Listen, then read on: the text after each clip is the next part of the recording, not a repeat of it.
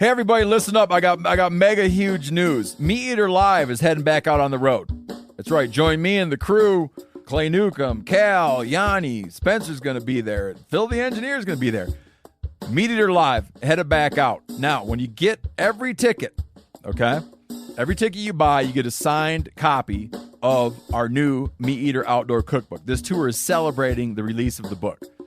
Buy a ticket, get a signed copy, Meat Eater Outdoor Cookbook, wild game recipes for the grill, smoker, camp stove, and campfire, which I'll point out is a $38 value. Here's where we're going to go. April 23rd, the Mesa Art Center in Mesa, Arizona. April 24, the Balboa Theater in San Diego. April 25, the Grove in Anaheim, California. April 27, the Crest Theater in Sacramento. April 29, the Union in Salt Lake City. April 30, the Egyptian in Boise. May 1, the Wilma Theater in Missoula. May 2, the Bing Crosby Theater in Spokane, Washington. May 4, Revolution Hall in Portland, Oregon. And May 5, the last day of the tour, Pantages Theater in Tacoma, Washington. For tickets and more information, visit the events page at themeateater.com. Hope to see you at the show. Oh, hey, what's up? Another episode of the Hunting Collective. One of my favorite episodes of all time is coming at you right now. We have Dr. Valerius Geist. I'm not really sure. Normally I would describe who the person is, but I'm not really sure how to describe Dr. Valerius Geist other than he's an amazing man. He is the original author of the North American Model of Wildlife Conservation. He is a zoologist, a wildlife biologist, and he's got more stories to tell than I could recount right now. So please stick around for that. We also had Corinne Schneider, our podcast producer, to tell us the amazing tale of how we got him on the podcast and how he became a guest. Probably one of the most impressive people I've ever been privileged to spend time around. So hopefully you'll stick around for that. But before we get there, I want to talk to you a little bit about First Light. First Light, we talked to you last week about Ryan Callahan's kit. Well, right now we got Mark Kenyon's early season whitetail kit up on firstlight.com. So go there, firstlight.com, check out Mark Kenyon's early season whitetail kit and all that it entails. And after you do that, this is a little special announcement here on the show. We launched a contest to go win a whitetail hunt with Mark Kenyon and Steven Ranella on a new property that we purchased called the Back 40, and it's in Michigan. There's a new content series that's rolling out now. You can go check all this information out at themeateater.com/winahunt. You can learn about our new content that's coming next week and all the weeks after, and also learn about how to win a hunt in Michigan with those two gentlemen, which I think a lot of you might want to do. So, without further ado, we're going to take you to Dr. Valerius Geist and his amazing tales.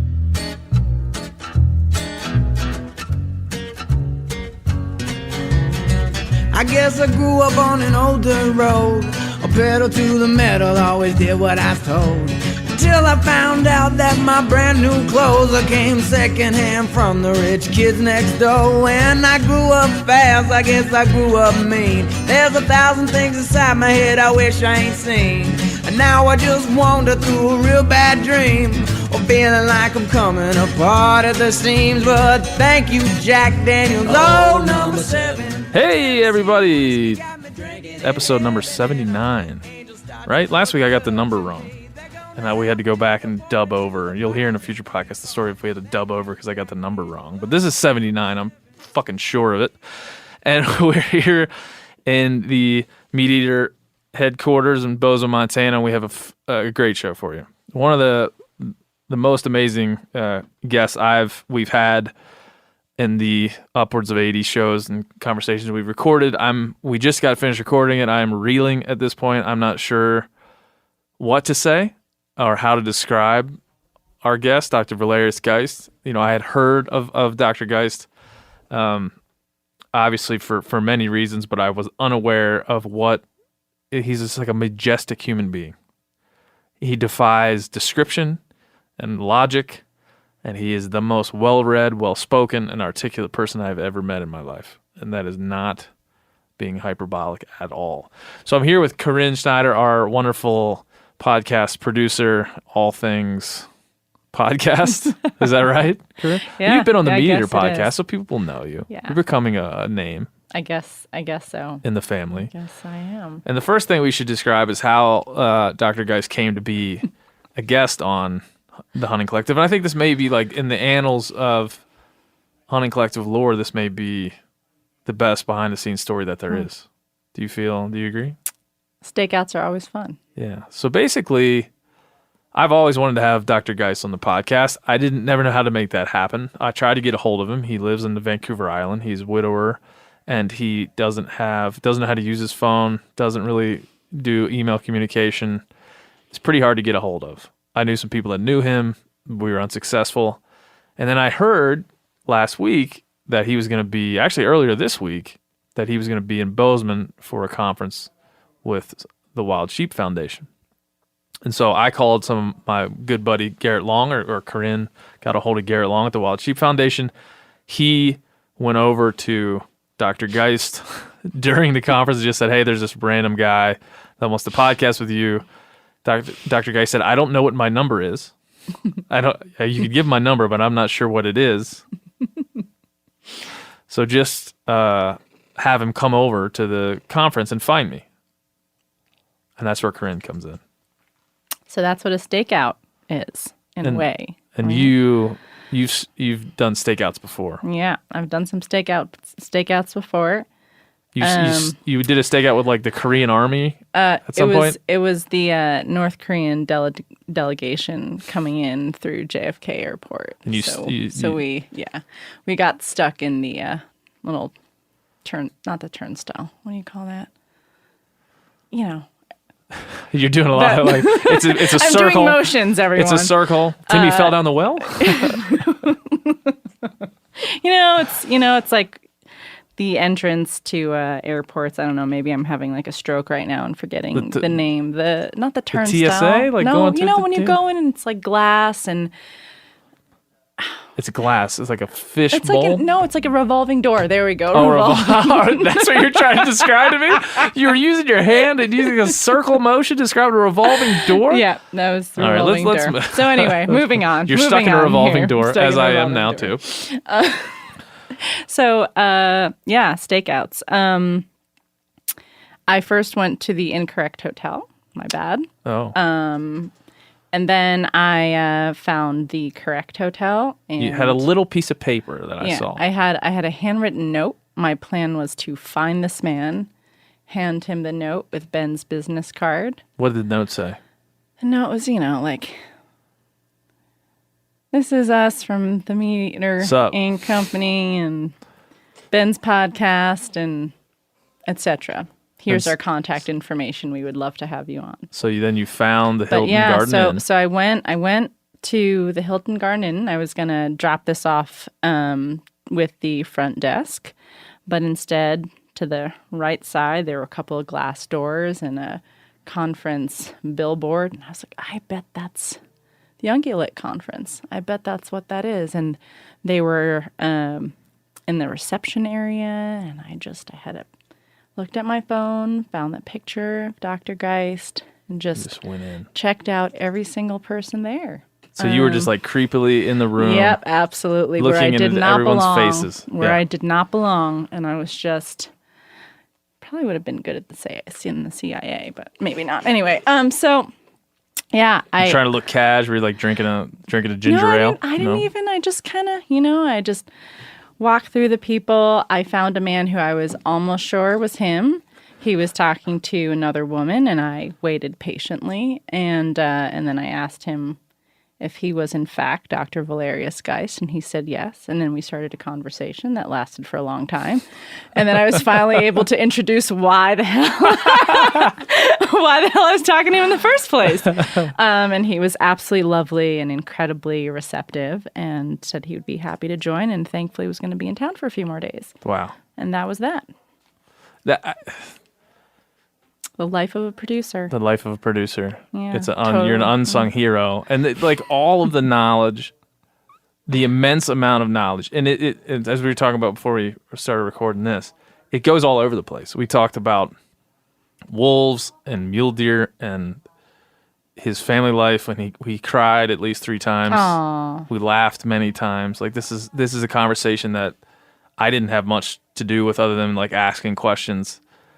But it just, the information that's within this, I think is substantial. I think everybody will be better for it. So I just wanted to make sure we had the backstory as to how he ended up here. And then he came here in a taxi. He said he had to wait like 45 minutes for a taxi, and he was sitting in the front seat of the taxi when he arrived. like legitly everyone, like Yeah. an old like a taxi. Yeah. Not a ride sharing Nothing. through the app. I just put him in his first ever Uber to get him back to his hotel. I mean, all of this to say that here's a guy that doesn't do a lot of public speaking in this way, and I don't know. I'm not sure how to articulate how astounded I was by his presence and like what he brought to the podcast, to the conversation. He stood out in our office and talked to 10 people and described his leaving Germany after World War II and growing up in Russia, and he just so fluently talked about these things. We cried about his wife passing away. We cried about a pet moose.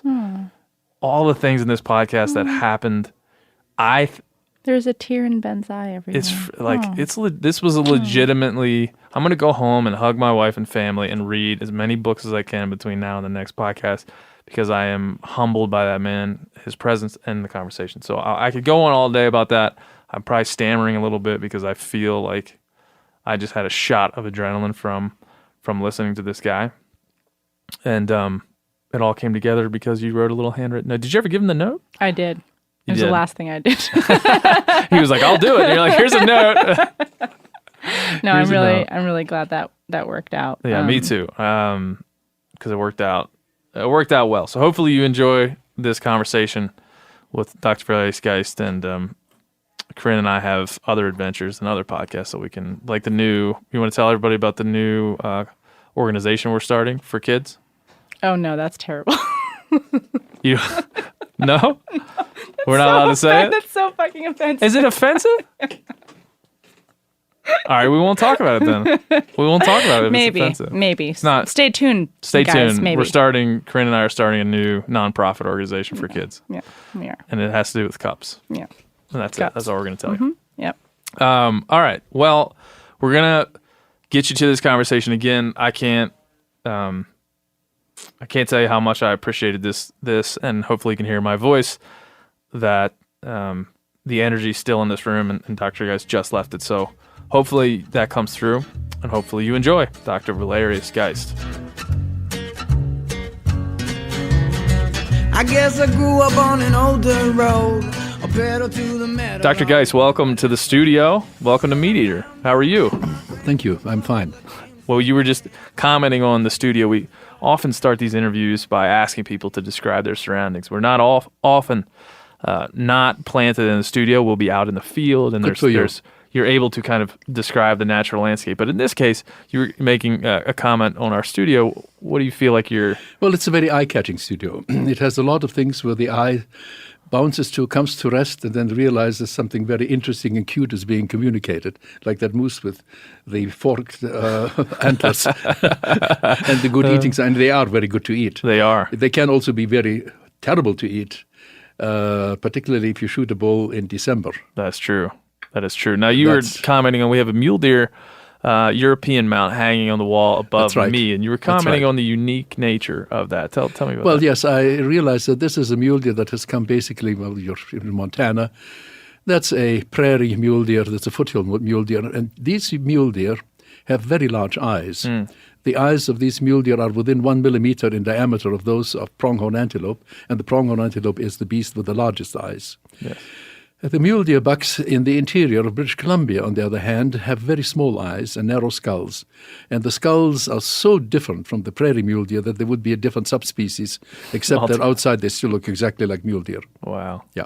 And just over my shoulder before we hit record, that you called that out, I was very impressed. In other words, you see, I worked for 8 years, every rutting season in quite close to here in Waterton National Park with these deer, yeah? Yeah. And so I can tell you also that because they were so tame and I was able to stand with them, these bucks will observe other mule deer at half a mile away, very, very carefully. So they have excellent vision.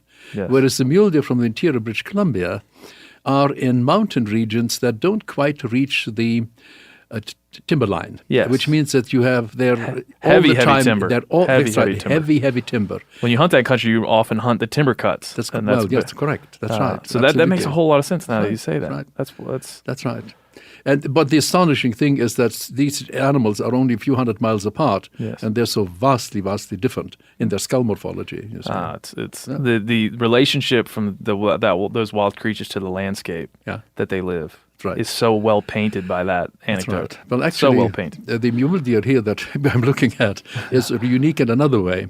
The mule deer here in Montana is running on the mitochondrial DNAs of whitetail deer.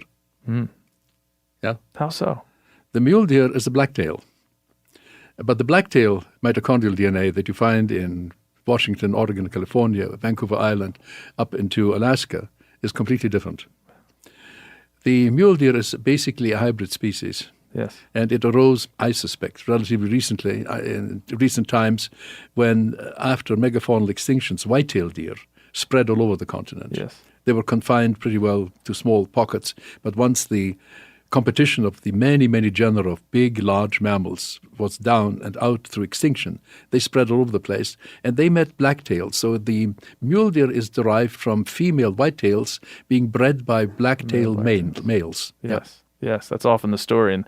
And I've heard, Steve Rinella, our founder, and others talk about and posit that maybe that the mule deer is a very brief blip That's correct. in the wildlife and kind of the lineage of all of our wildlife from this That continent. is correct. That's exactly what I wrote in my first book on mule deer. Yes. Exactly. He's right.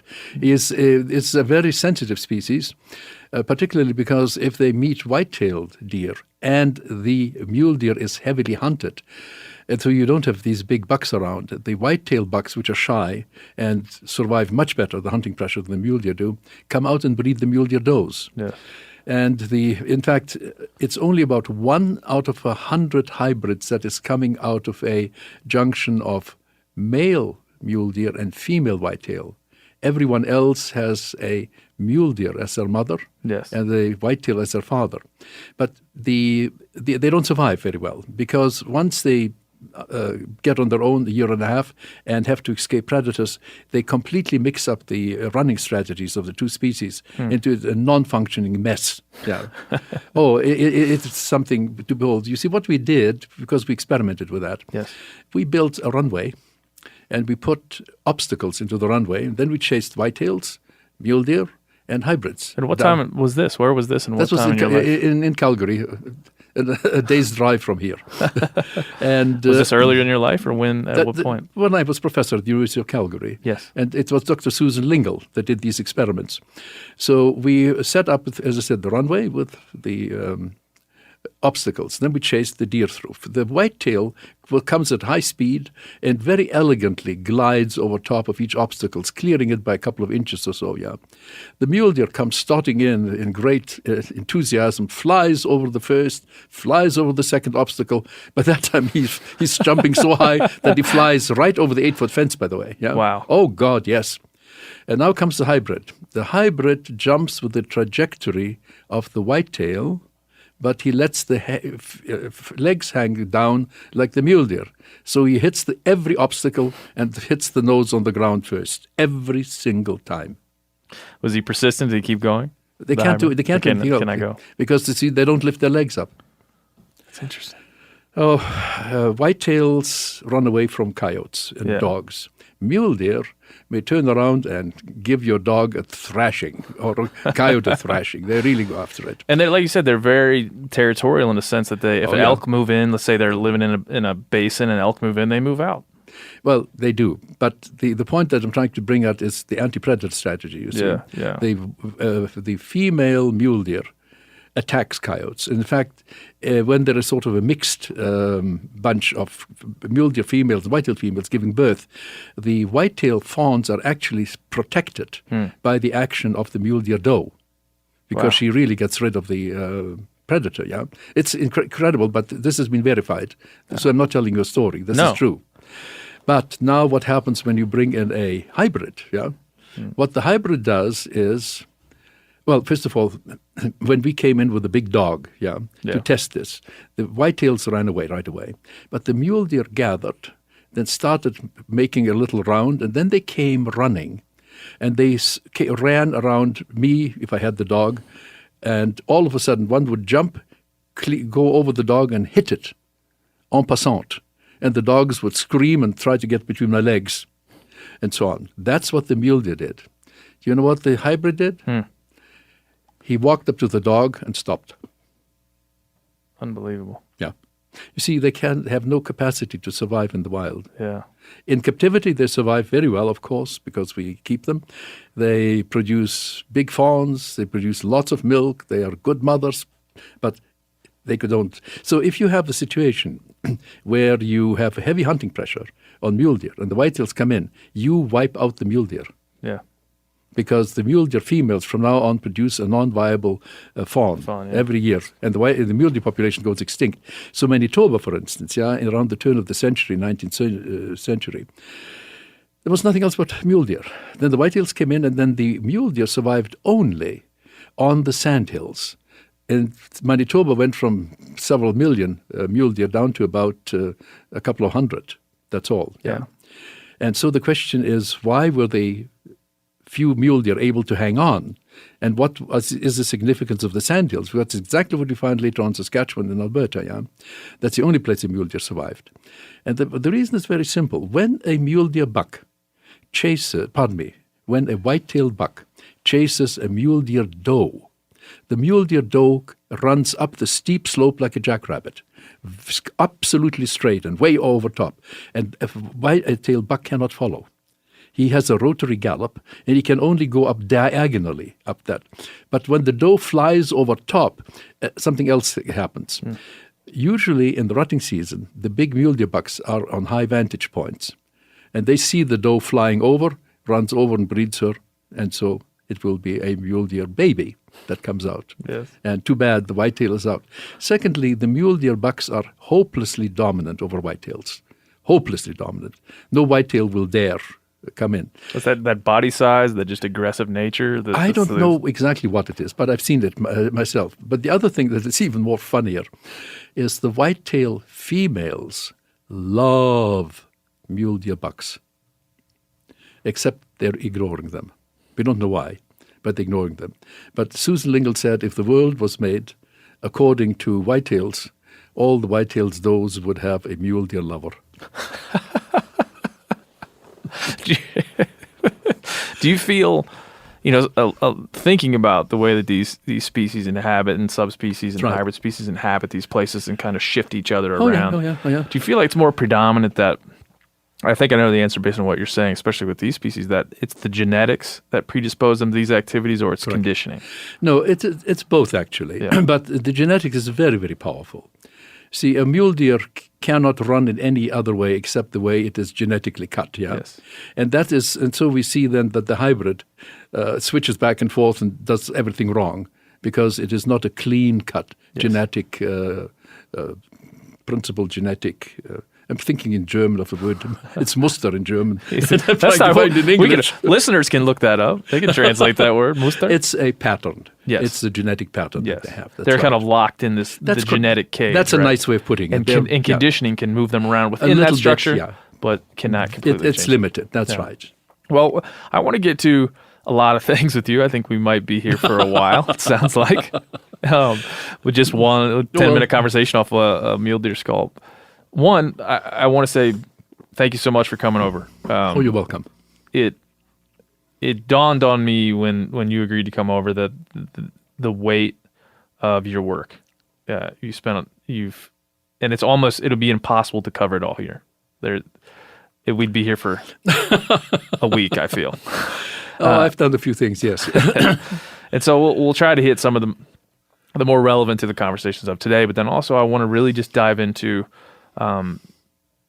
who you are and where you came from and kind of what shaped your views. Because I think this podcast, yes, is about that. Okay. It's about every person that we've been able to talk to, this will be episode number 80. Oh, We've been able to goodness. talk to 80 folks, including your friend Shane Mahoney and others. Beautiful. A beautiful person he is. Trying to connect all of the why. Why do you think the way you do? Why do you Sure. approach wildlife the way you do? Why have you committed your life to what you've committed it to? Why the North American model of wildlife conservation? So those whys kind of connected to everyone else we've talked to. Sure. To kind of weave together a fabric Certainly. of us as hunters and wildlife lovers Oh, yes. and things of that nature. So I want to start with where you were born and your upbringing. I imagine there's lots of good stories. You were born in 1938. I was born on 2nd February 1938 That's right. in Nikolaev, which is very close to the Black Sea. In It's the- a naval city In the Ukraine, in the Ukraine. But today it's Ukraine. In those days it was Russia, basically. And- USSR. Well, we never spoke Ukrainian. We Yes. spoke Russian at those time. And my mother spoke Ukrainian as a second language. Well, mind you, she spoke 5 languages, but Ukrainian was one of them.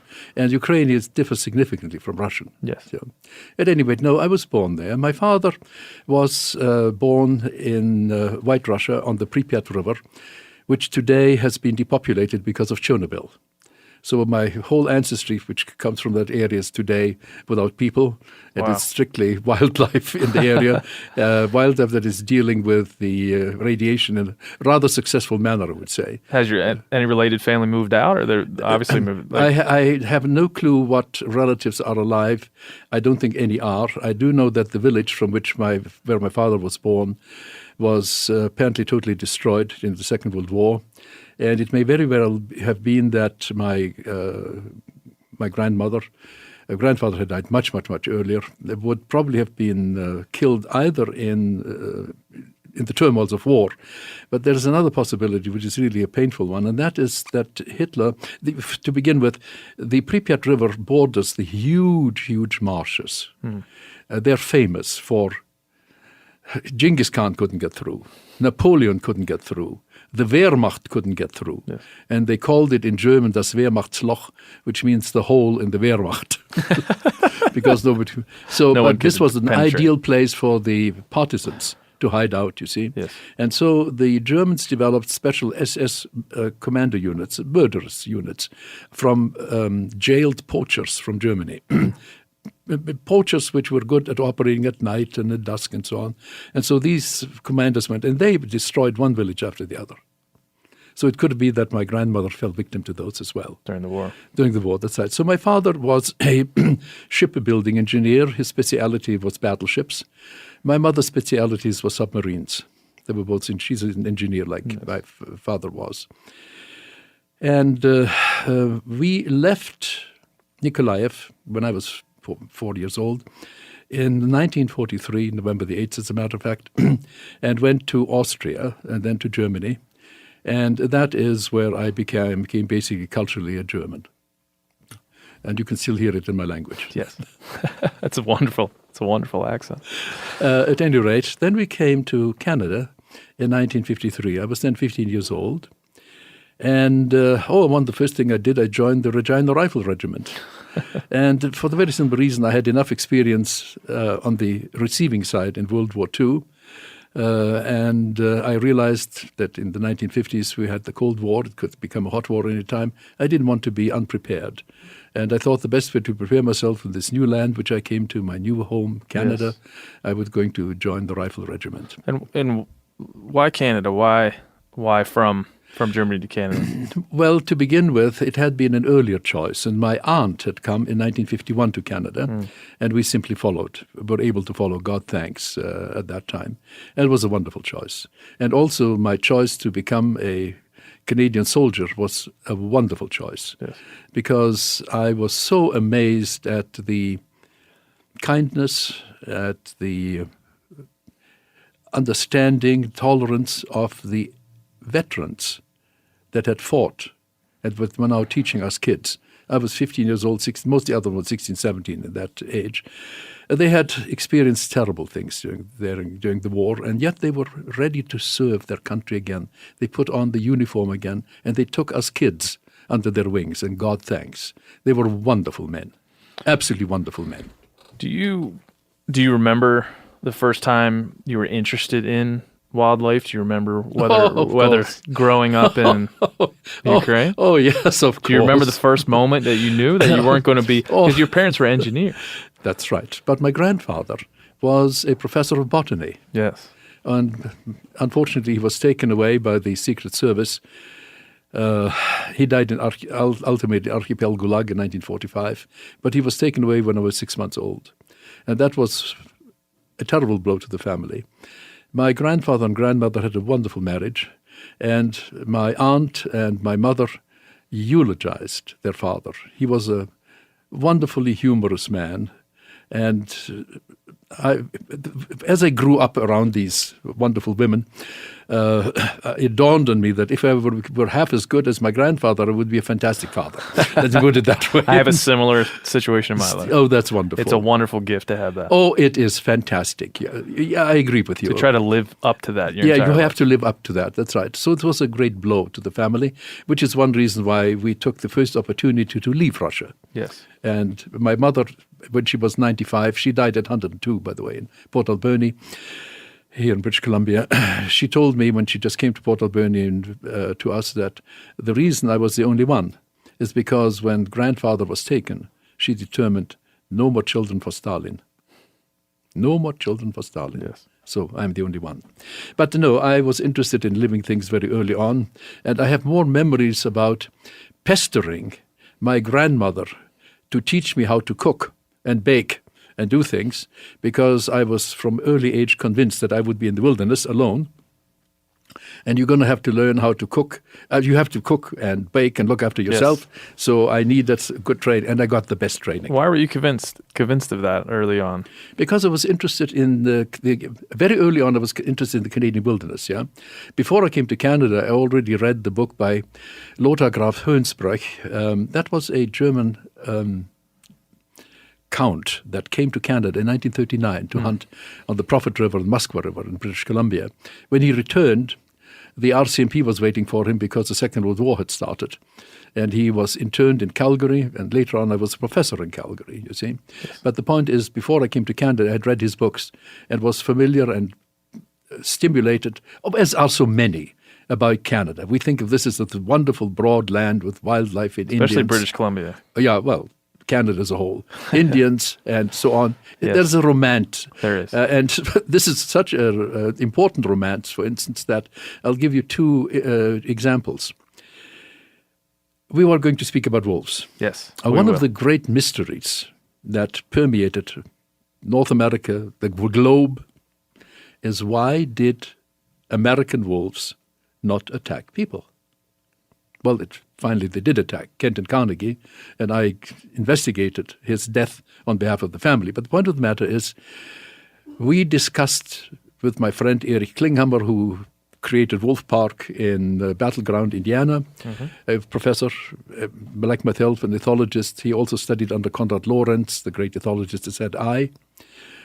And we were discussing, what is it that these wolves don't attack people, and why do Siberian wolves, but particularly Russian wolves, do attack people? Well, you will not find an answer in English, but you'll find it in German. Yes.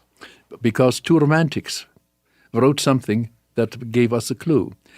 One was a taxidermist, basically, but a well-educated man and a brilliant writer. He spent 8 years in the oil sands regions, and that was 1926 to 1934. And he wrote about trapping and the life of trappers. You see, can you find me a book that speaks romantically about the life of American trappers in the wilderness? No. Because these were socially of people of very low standing. Yes. They were desperate men. They were poverty-stricken men, yeah? If the kid didn't go trapping, they die because there was nothing, no income. We've glorified it later, looking back. Well, the point of the matter of fact, yes, there was no glorification, but this man wrote in detail about the lives. And now he began to open my eyes about the wolves involved. You see, trappers didn't like wolves. And they didn't like wolves, first of all, when wolves come into an area, wildlife panics. Yes. And I can guarantee you they do. And then these men, poverty-stricken men that depend on this wildlife, would be standing there with nothing to hunt.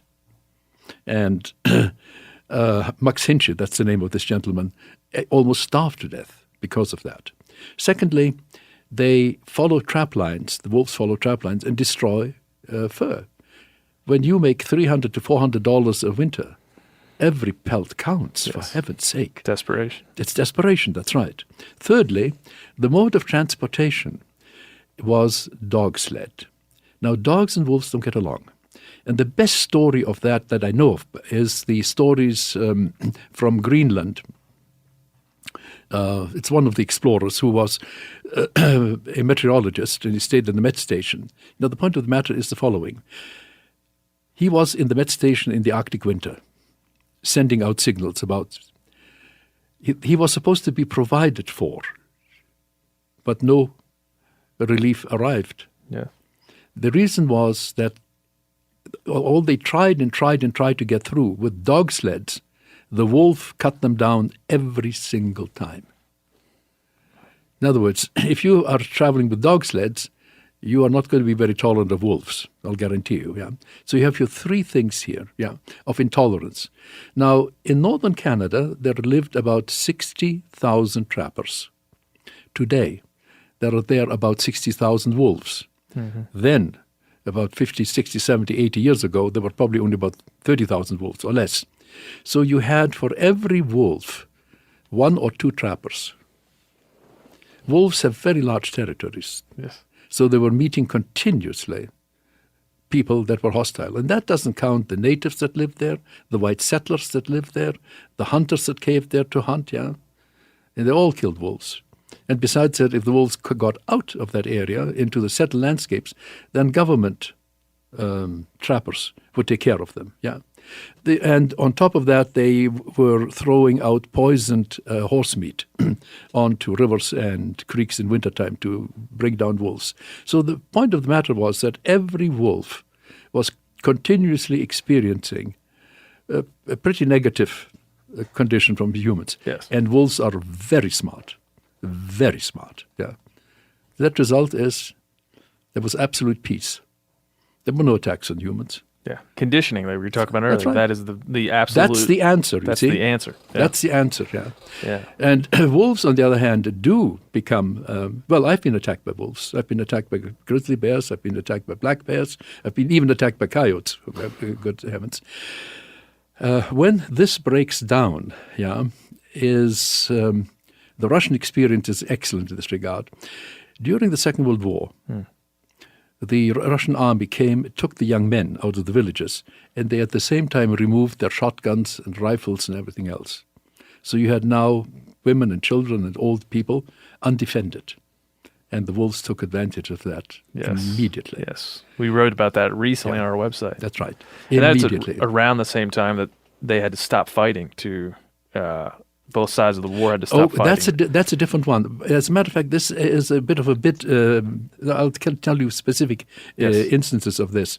During the Balkan War, 1912, when the Turks and one of their neighbors were at war with one another, the situation got so bad that they had their truce. And in one day, a cavalry regiment killed 145 wolves. Yes. But the wolf, traditionally, in old sagas, is called the beast of battle, along with the raven, along with the eagle, and the vulture. Those are the beasts of battle. And the significance is that if a man fell and he could not be rescued, he would fall victims to the beasts of battle, and he would never be able to get to Valhalla. And there would be eternal shame on his family. So this idea that there would be wolves present on the battlefield is an ancient one. Yes. Absolutely ancient one. You're thinking about the New York article in 1916 where the Germans and the Russians quit for a while and killed wolves. Yes. That's been passed around in the modern sense many times. Many times. Well, actually, unofficially, the Germans and the Russians on the Eastern Front quite frequently quit the war for a while to settle things. But you won't find that in the official records, because how can you say we met the Russians and discuss things with them? Well, and you actually have a book called Wolves in Russia, Anxiety Through the Ages that you wrote with Yes, that's right. Well, Will actually, Graves. It was Will Graves is a brilliant man. He's one of your senior, how shall I call it, officers that deals with secret matters, etc. How do you call it? Intelligence officer. Intelligence agencies, Yeah, and he's yes. one of the senior ones. Oh. But the cute thing is that how he got to that book, because he was trying to learn Russian. He was at the embassy in Moscow, and the Russians, in their brilliance, had put out very, very young soldiers from Siberia as guards because they were politically naive. Yes.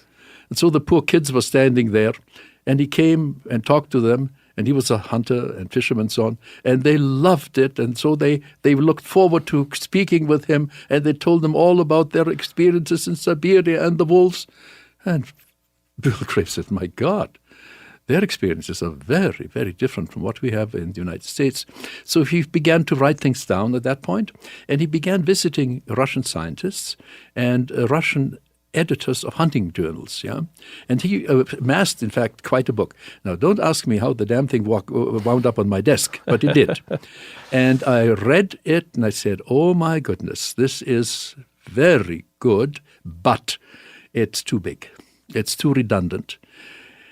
And so I called him, and I said, look, I think I can get it published in Canada, provided we can cut this down, make it, condense it. And in other words, I said, I'll volunteer, I'll be the editor. Oh, he was delighted by that. And I rewrote it verbatim from front. I wrote also the introduction to that book and tried to, but every sentence that went down was cleared through Will Graves. Yes. We are to this day friends. He calls me every month. We're on email, on the internet daily. Yeah, so we have had a wonderful relationship, trust relationship.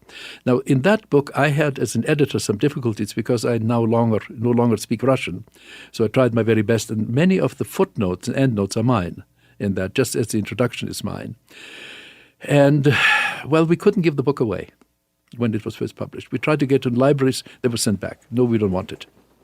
Really? Today, The fascination with wolves today. We can't even buy back a second-hand copy because it costs you so much money. They're going for $175 on the internet. Oh, a lot of them. Then they're down in price then. They used to be much That's a higher deal? than that. Yeah. By the way, the book was translated into Finnish, Yes. and the Finns even got a second edition out. It was that interesting. Yes. We are now, Will and I are sort of working on the second edition, except we don't have a publisher. And we're pining to get one. Well, we can probably get you one with this podcast. Would you please? We can. Oh, my God. Everybody listening right now. Well, this because brilliant Will man. is now 90 years old, and I'm 82, almost 82. And we would love to spend a couple of years getting the second edition out. And we're very far into it, of course. We'd love to do it. We're going to see what we can do for you there. I hope so. Thank you. Anybody listening, but we're going to try here at Meat Eater too. I read some portions of the book online, and we're looking through your works, and this one struck me is we could talk about this one all day, but I want to return back to, talking about the years prior to all of your works and finding out why. So you're in Canada. That's right. You joined the Rifle Regiment. You're That's 15 right. I years joined old. the Rifle Regiment. That's right. I spent 4 years in Canadian uniform. Yes. And I became, of course, after first a cadet, and then I was militia. Yeah. That's so a reserve soldier. So I'm a trained soldier. And at what point, fairly soon after that, you were interested in zoology? I was and always things of into that zoology. I was into zoology before I came to So Canada. let's talk about exactly how that manifested itself in your Well, life. I was interested in hunting. That came on very early. Was this your parents that hunted? Was this somebody in your family? Well, the only one, remember, they were in Russia. Yes. You can't get firearms easily in Russia. My grandfather, for a while, had a shotgun, double-barrel shotgun. He shot a few things. But I had, from the very beginning, dreams of going out and hunting. And when we were in Germany, collecting mushrooms in the forest with my grandmother, I started mushrooming when I was this high, 6 years old. And I promised Grandma that when I grew up, I would bring her game and deer and fish. And I did, eventually. You've hit on a few points. It's like this holistic life of wanting to bake and wanting to learn to cook That's right. and wanting to learn about That's right. wildlife. That's right. And all the things that I think that That's right. we in But the it was modern hunting sense appreciate. that I was, you see, I was preparing myself in Germany already at age 15 to take the very, very onerous hunting exam Yes. by which you become a hunter in Europe. And by the way, just a little thing about the European past. In 1948, 49, 50, that time when I began looking into the literature on and began studying to become a hunter, I learned the following, that if you hunt in border regions where poachers can cross the border and return again safely, these are very dangerous areas where foresters and hunters have been killed in firefights. Yeah. And the instructions were that if you ever hunted in the border regions, you should carry military cartridges, military caliber, and in your pocket you should have a strip of 5 armor-piercing ammunition, because if a poacher takes cover behind the tree, you can kill him. 15-year-old boy learning that. Hey everybody, listen up. I got mega huge news. Meat Eater Live is heading back out on the road. That's right. Join me and the crew. Clay Newcomb, Cal, Yanni, Spencer's going to be there. Phil the engineer's going to be there. Meat Eater Live headed back out. Now, when you get every ticket, okay, every ticket you buy, you get a signed copy of our new Meat Eater Outdoor Cookbook. This tour is celebrating the release of the book. Buy a ticket, get a signed copy, Meat Eater Outdoor Cookbook, wild game recipes for the grill, smoker, camp stove, and campfire, which I'll point out is a $38 value. Here's where we're going to go. April 23rd, the Mesa Arts Center in Mesa, Arizona. April 24, the Balboa Theater in San Diego. April 25, the Grove in Anaheim, California. April 27, the Crest Theater in Sacramento. April 29, the Union in Salt Lake City. April 30, the Egyptian in Boise. May 1, the Wilma Theater in Missoula. May 2, the Bing Crosby Theater in Spokane, Washington. May 4, Revolution Hall in Portland, Oregon. And May 5, the last day of the tour, Pantages Theater in Tacoma, Washington. For tickets and more information, visit the events page at themeateater.com. Hope to see you at the show. I'm a little bit speechless. Well, yes, because in Europe there has been quite a history of very, very ugly poaching. Yes. Because the wildlife was in the private domain, and there was a market for it, and it could be sold. Whereas in North America, God thanks you don't. But nevertheless, I'll guarantee you that you still have illicit markets here on wildlife. Of course. And I recommend you reading the books by Terry Gross. Terry was a wonderful author. He was the from the Western United States. He was in charge of the U.S. Fish and Wildlife Service law enforcement unit. I invited him to the University of Calgary. I still have a film of an absolutely superlative talk that he gave. I highly recommend his books. My God, they're good. Yeah, but they tell you just how vicious, even in the United States, the underground illegal wildlife consumption looks like. Look, one of his top catches was a judge. He caught lawyers, God knows what people, yeah. Yeah, when you don't have the value system set up, when That's it's right. not there, That's those right. things, how quickly those things That's right. devolve. That's right. We have many examples of That's that. right. Now, I'm very, very strong on the thing that when you hunt, that the meat not be sold. Yes. You don't generate a market. And I can only say that I've been very, very fortunate that when I raised my family and so on, I was able to raise them largely on wild meat. It's so cute when the wild meat ran out that my children began to sniff at the beef. They did, and my wife didn't like the beef either very much. But That has very much happened in my home as well. No kidding. Very much. Oh, we my. have gone through years, maybe 8 years without really. We go out to dinner, you have a steak or whatever. Yeah. But when we go out, when my wife and I go out, we would go to a steakhouse and get a steak, Yeah. beef, of course, that isn't venison or some other thing that I've killed. It doesn't taste the same. That's to say. It has a You're right. completely different That's flavor right. profile. Oh, and different It's almost venison. inexplainable. Well, it is explainable. It's very explainable, as a matter of fact. Let me try. I've got a few ideas. You Let's will see. not be able to eat a mountain sheep out of the canyons of Idaho, the sagebrush canyons of Yes. Idaho. It is the foulest meat you will ever encounter. And you will eat the fingers off when you eat the meat from a high elevation sheep. Do you know why? I do not. Up high, you have the largest amount of sunlight during the day. So the plants there are continuously photosynthesizing sugar.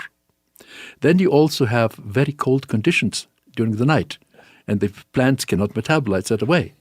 So the plants up there are always sweet. And that translates into the most beautiful meat of elk or deer or mountain sheep or mountain goat. When they come from the high mountains, they're superlative. Do you believe in the cattle industry, when you're eating say you're eating a ribeye steak from a cow, it is that the flavor profile of corn that we're used to? These are corn-fed, grain-fed animals, so we're so used to those flavor profiles in our meat that also explains a little bit of the difference between the delicate nature and the difference between wild meats that we encounter? I was more interested, not so much in the flavor, I was interested in the profile of fatty acids that you find. And venison and grass-fed beef are very much alike in terms of omega-3 fatty acids, for instance. You see, the amount in venison of omega-3 to omega-6 is roughly 1 in 4. But when you get it from a fattening station, how do you call them again? Fattening station. We'll call them that. That's right. A ranch. That's right. You get 1 omega-3 to 40 omega-6. No good. Yeah. Yeah, no good. The best thing you can do is to eat wild meat. You cannot do any better. Amen. Amen. And once you've become, for lack of a better term, a connoisseur of the different wild meats, you're able to understand the nature of how these things come to be. And as you say, we were arguing the other day about how much animals that live in, say, the sagebrush sea taste of sagebrush. Antelope are historically damned for these reasons. My. The first 3 antelope that we got were shot by my 2 sons and myself the first time we went hunting. And I was thrilled. And then we tasted them. They were impossible to eat. And now I went through weeks of trying to make that meat edible. I put it into beer. It didn't work. I put it into tomato juice. You de-skunk clothing in tomato juice. It didn't work. And then a friend of mine in Germany, Wolfgang Schröder, professor in Munich, wrote me a recipe and said, well, try that because our mountain people use this to tame the wildest ibex and the worst chamois that they can get. So I tried that recipe, and lo and behold, it worked. And this horrible meat became delicious. My children ate it. So I said, this is great. I wrote down the recipe and sent it to Outdoor Life, and they sent me $1,300. That What year was this? That recipe has been republished 4 times, and the last time in my book, my antelope book. I wrote an antelope book. Wow. That's right. Yes, I can tell you what it is, basically. You start with 1 liter of red wine, and you add 1 liter of orange juice or apple juice to it. Then you go and find these blueberries that you find on prickly. You find it here, them all over your mountains. Put a little handful of that inside. Then you put some carrots inside, some onions, and you boil it and let it cool. Then you put your meat inside. And you have what actually happens is it draws out the albumin fraction, yeah? Mm-hmm. And then I braised it. That was the first, and it worked wonderfully. You can use that brine twice. It won't work on the 3rd time.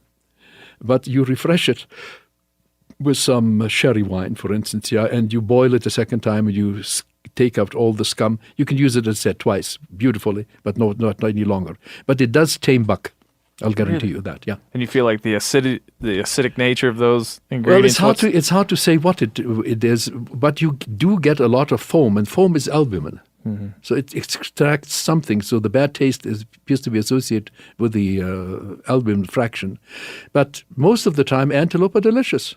That's good to hear you say that. I was wondering if we were going to have to I love them. Agree to disagree. But I love them. That's right. No, that's something that we often talk about out west. I've had outfitters tell me that they have clients who shoot antelope, and they advise them not to eat it at all. Well, I know that. You see, that happens convergently. It's so similar to the African antelope, it's almost embarrassing. Yeah, the courtship behavior of the grand gazelle and of the antelope are very, very similar. But that's life. That's what you have to get used to, because convergent, you get crazy things in. The craziest thing of all is, can you imagine that the blue whale runs on the genome of pigs? No. Now you do. Who could? Now I do. Now you do. This is the incredible thing. The basic genetics of the whale is that of the hippo pig. They're related to both families. And it's, in other words, the same genes, basically, patterned and programmed in a different way, generate these unbelievably different creatures. And for those of us who hunt, we generally, just especially in this continent, we're mostly always hunting ungulates, right? Yeah. They're so similar yet so different. Yeah, they have four hooves, but and they're all good to eat. And they're all good to eat somehow. That's right. And the African antelope, similar. Oh, pronghorn is wonderful to eat. Well, yes, except with some exceptions, and I know now how to handle them. The damn sagebrush. Oh yes. So let's we can go in a million directions here, but let's get back to where your learnings. You have a PhD in zoology. You start to really not, we're not going to say develop, but start to hone in on your skills as a zoologist, as a wildlife biologist, as an educator. Well, talk through how that starts to mature for you. Of course, when I came to Canada, I came to Regina, Saskatchewan. Opposite our high school, Central Collegiate, was the museum, the Natural History Museum of Saskatchewan. I came in there, and of course I was wildly interested in anything Canadian wildlife. I see an older gentleman standing there who's painting in the background, and I step up to him and I looked at it, and he turns and I turn, we greet each other. And he was an Englishman that had come as a young child to Canada. He had been from a very well-off family. He had sat on the lap of Rudyard Kipling at one point as a child. And I learned quite a bit of painting from him at that time. But the important thing was, I mentioned the Stones sheep to him. And he was aware, and I was aware, of this German count that had hunted in 1939 in the Prophet River region. He had been a rancher at one point in St. John's in that same general region, so he knew.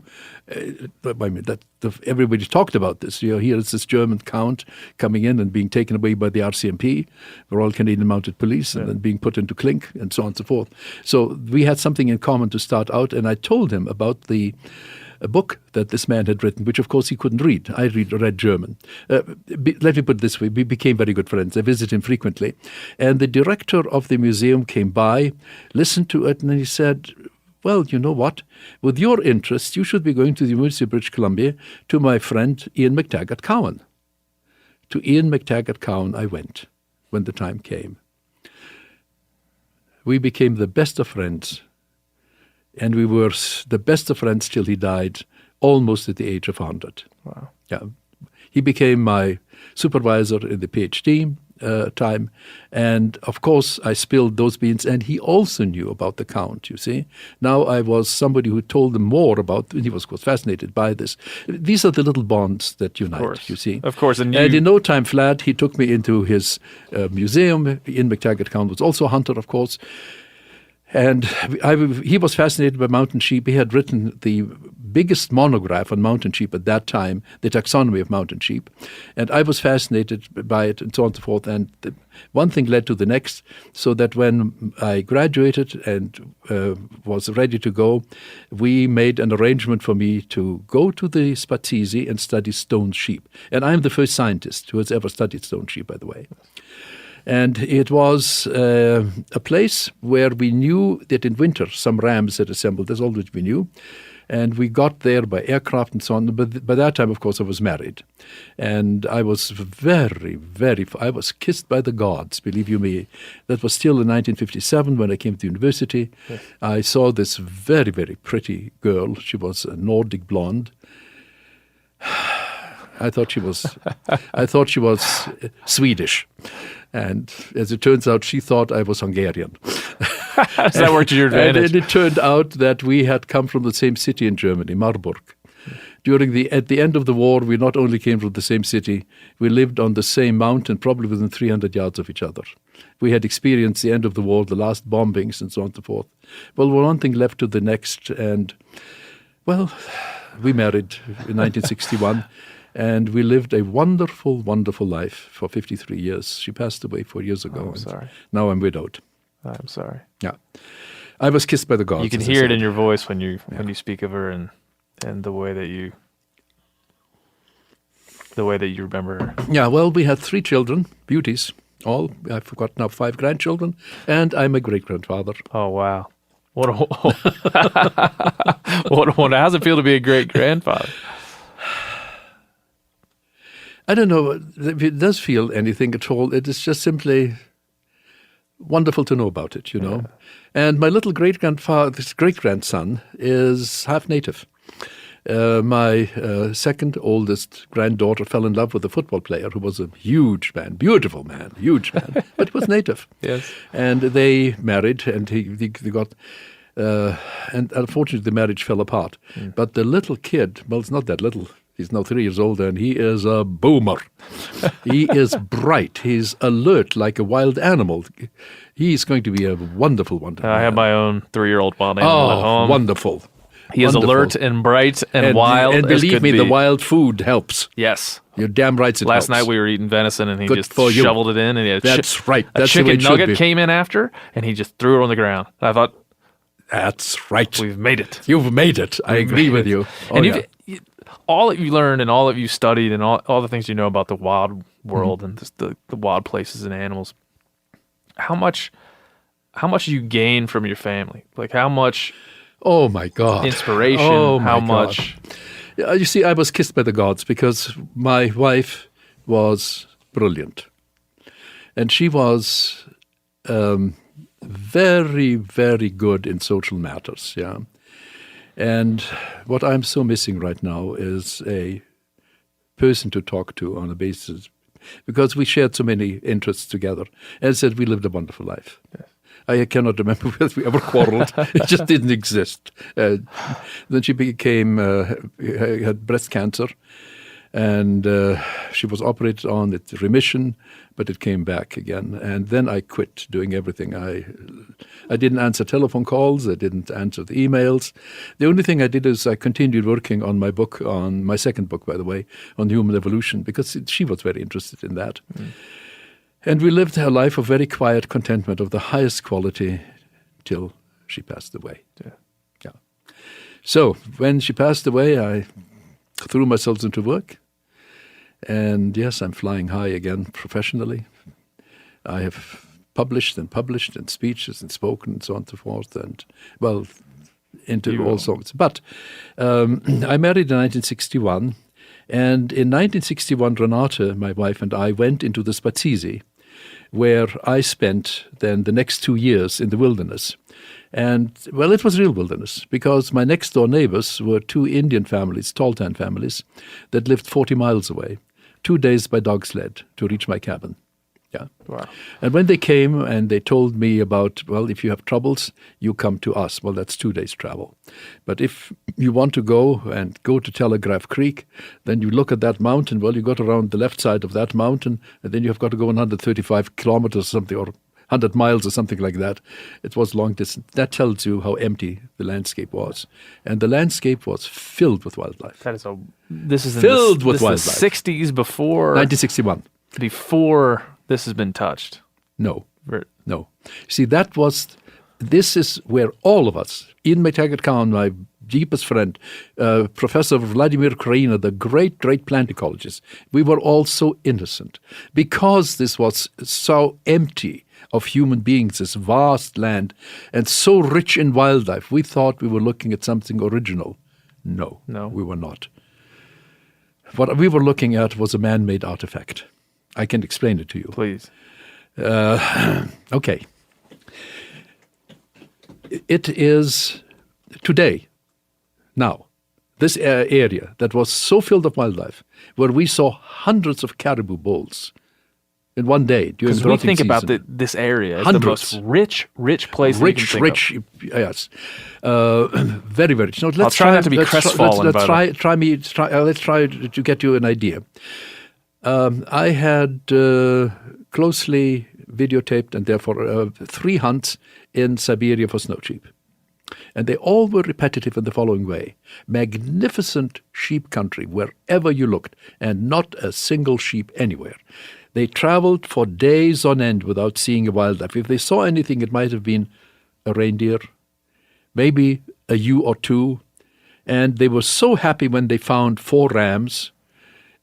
They killed a ram, of course, and they were successful, and so this was a successful hunt.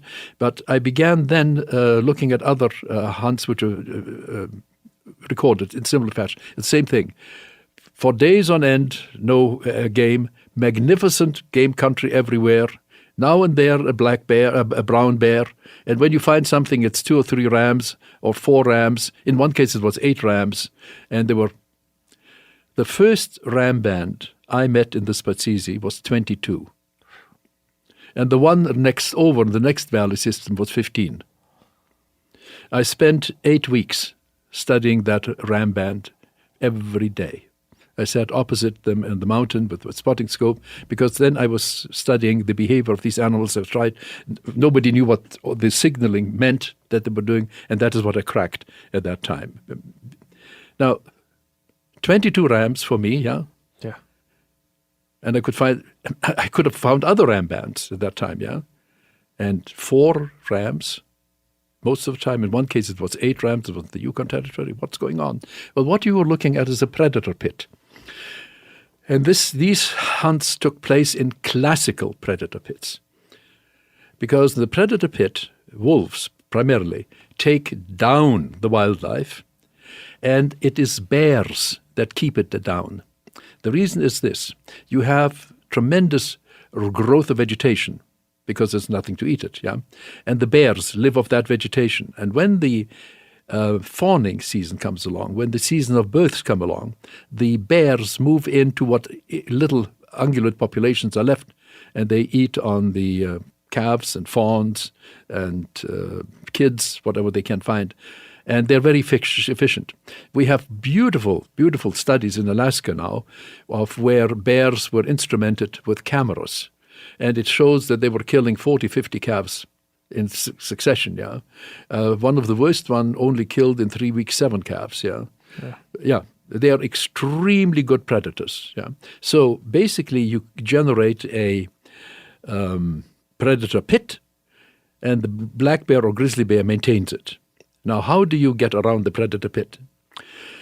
First of all, the native people were the ones that had done it originally, and the best that I can tell you is they specialized in going and removing pups from the dens of wolves and keeping them down.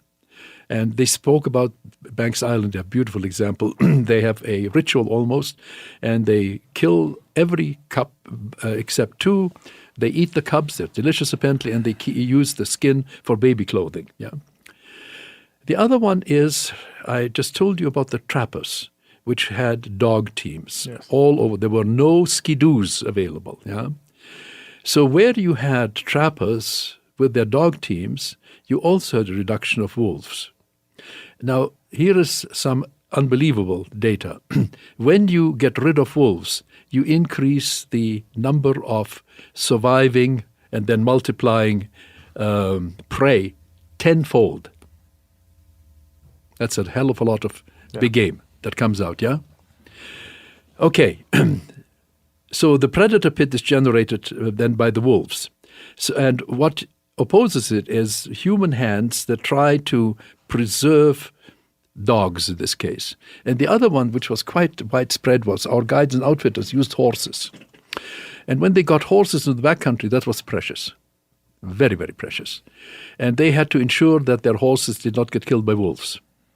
So in the Spazizi where I was, we had about 20 years people that went with dog sleds in winter, looked after horses and made sure the horses were.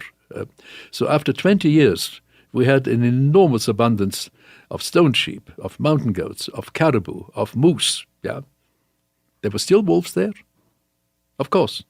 Because even if you reduce wolves by somewhat, you have a very great payback coming out, yeah? And because of this payback, there's wildlife available, and the wolves that are remaining, actually the few wolves that generally remained, grow into giants. So this is another sign that they had been released artificially. So what happens is that we retained numerous wildlife populations only where we were able to control the wolves during wintertime. And this happened most frequently where there were trappers or where there were guides and outfitters with horses. That was the secret. Spazisi. That's where the you secret were. of the Spazisi. And is this the most pronounced to this point in your life that you've seen this kind of balance take place, or counterbalance or imbalance, however Well, you would yeah, you see, describe the this? Spazisi became a national park, and we thought it would continue. It didn't. It complete collapse set in. Today it's a wildlife desert.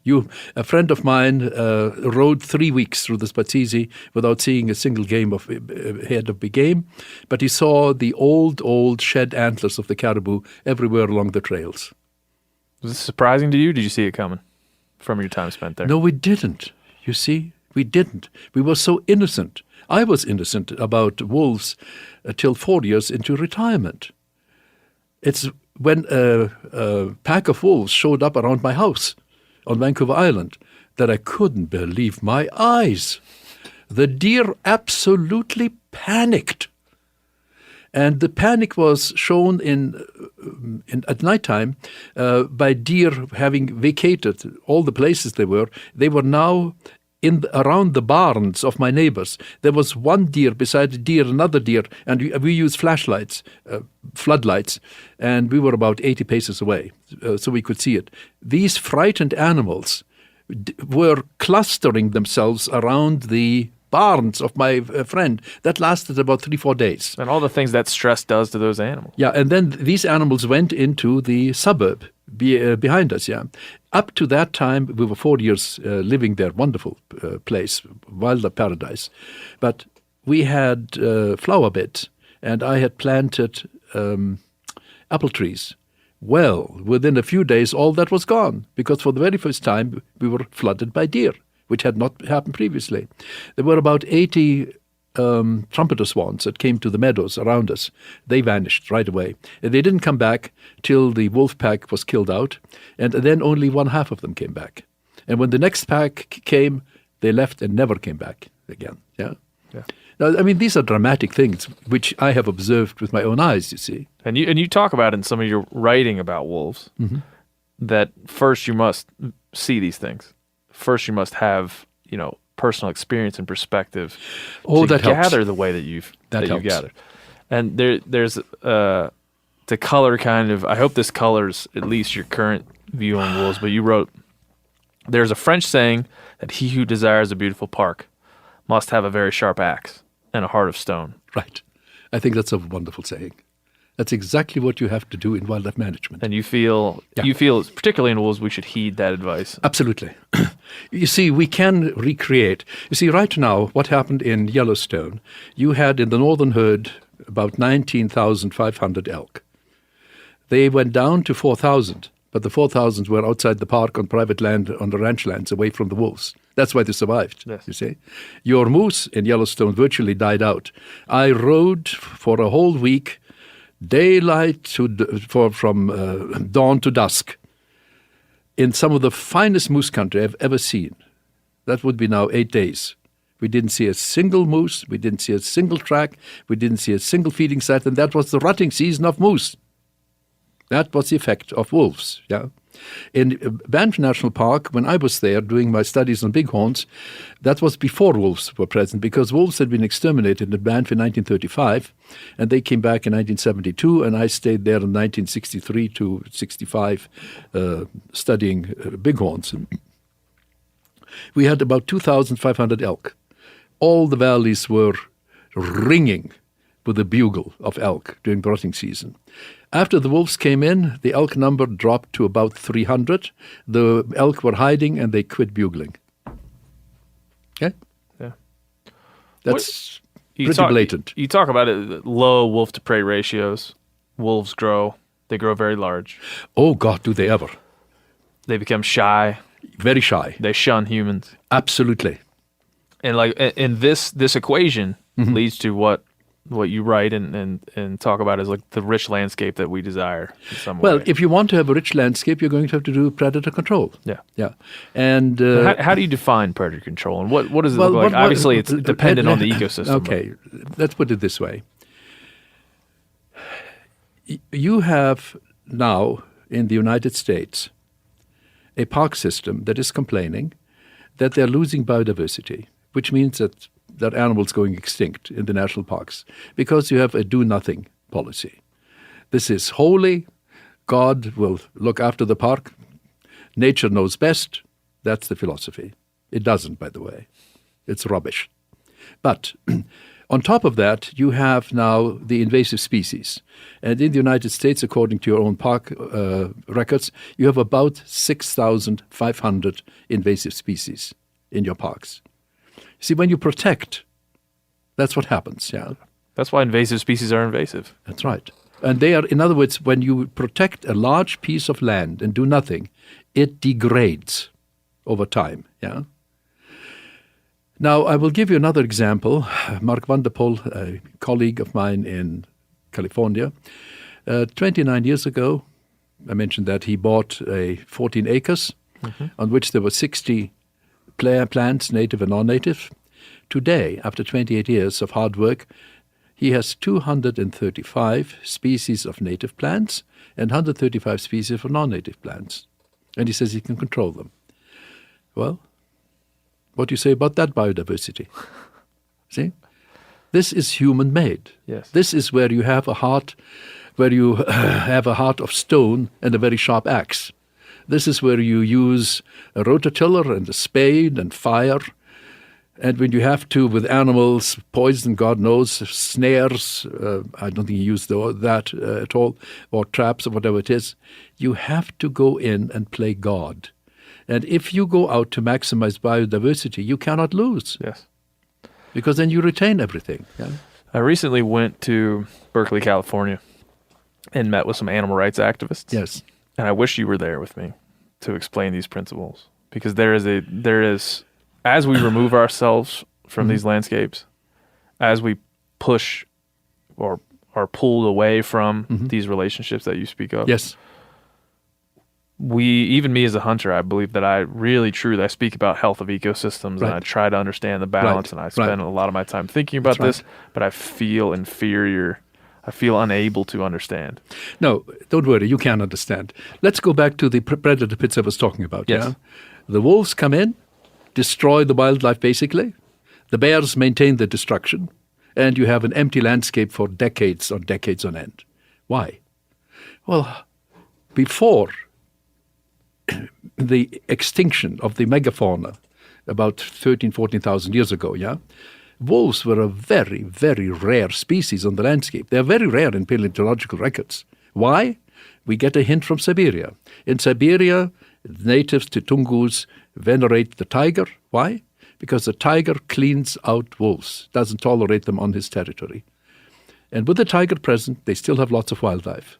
When they remove the tiger, the wolves come in and sweeps away everything. That gives our hint. In other words, the large cats, the lions, the tigers, the pumas, the jaguars, the leopards, and so on, but also the predaceous bears, kept the number of wolves way, way down. That's why the wolf has such an incredible reproductive capacity and incredible capacity to spread. And one reason he's such a very smart animal. Yeah, Because over time he was always, in the last 2 million years, wolves were rare. They were controlled. Once his natural enemies were removed, died out. Yeah, once we got rid of the lions and the predaceous bears, wolves exploded. And that's the result. The wolf is therefore literally an animal out of control. What would you say to those that have anthropomorphized that animal and that believe in what's happening in Yellowstone, believe that you can set wolves into a landscape and allow them to help control the balance of ungulates and other Well, there's prey no species? such thing because there's no balance of ungulates. There are no ungulates left practically after the wolves are through. And by the way, and there are, after a while, no wolves either around because the bears ensure that there is nothing for the wolves left to eat, you see. There are many, none in this office, none in this room, but there are many in this country that so care about wolves that they feel like they should not be killed. Well, you see, this has nothing to do with wildlife management. This is not a belief, or this is not an action-orientated belief. This is a semi-religious belief, and the individuals espouse it, but it's a very damaging belief because wolves out of control are enormously damaging, not only destroying wildlife, but they destroy, of course, your cattle, they destroy sheep. The biggest destruction in one night recorded from Europe just recently was 400 sheep dead in one night. Yeah. And of course, we have here excessive killings also of elk, where you have 19 elk. And this includes surplus killing. Well, that's a surplus killing. That's right. That's and what it wolves is. do that. That's right. So what we have, if we want to have a live landscape with high biodiversity, you have to control predators. You have to control invasive species. And this is something that is an obligation. You cannot leave that to nature because it won't work. Yeah? We can have beautiful landscapes. And we have done that, by accident, in a sense. And I was the recipient of this. I was stunned the first time I came out on the Spazisi Plateau and 400 yards away across a little canyon. We were freshly married. My young wife was standing beside me then, and we couldn't believe our eyes. There was about 300 yards across a body of milling caribou bulls, and their moving antlers formed the wall. Yeah, that's what we had. And this is gone completely. Gone today, yeah. When was the first time you kind of realized your own place in all of this and what you could achieve? Was there a time, has it been recently, or was there a time during your career, during all your works, that you realized kind of your place in all of this? I was totally innocent of wolves till 4 years after retirement. Now, when I was in the Spazisi, I saw wolves every 2 weeks, yeah. I decided to leave them alone. I wanted to see what they were doing. And of course, they created panic. That was taken for granted. The sheep disappeared for 3 to 10 days. The mountain goats disappeared. The moose disappeared. So what? I mean, I accepted that. That's part of what is going on. And I thought very, very little about wolves. It was not till this band of wolves, 4 years after retirement, showed up around our house when I saw the panic that it caused amongst black-tailed deer, when I saw that in no time flat they had cleaned out the landscape of pheasants, of ruffed grouse, of whippoorwills and other ground nesting or ground resting birds were gone, of swans and so on and so forth, that what I did, of course, I called Erich Klinghammer, my good friend, now the late Professor Erich Klinghammer.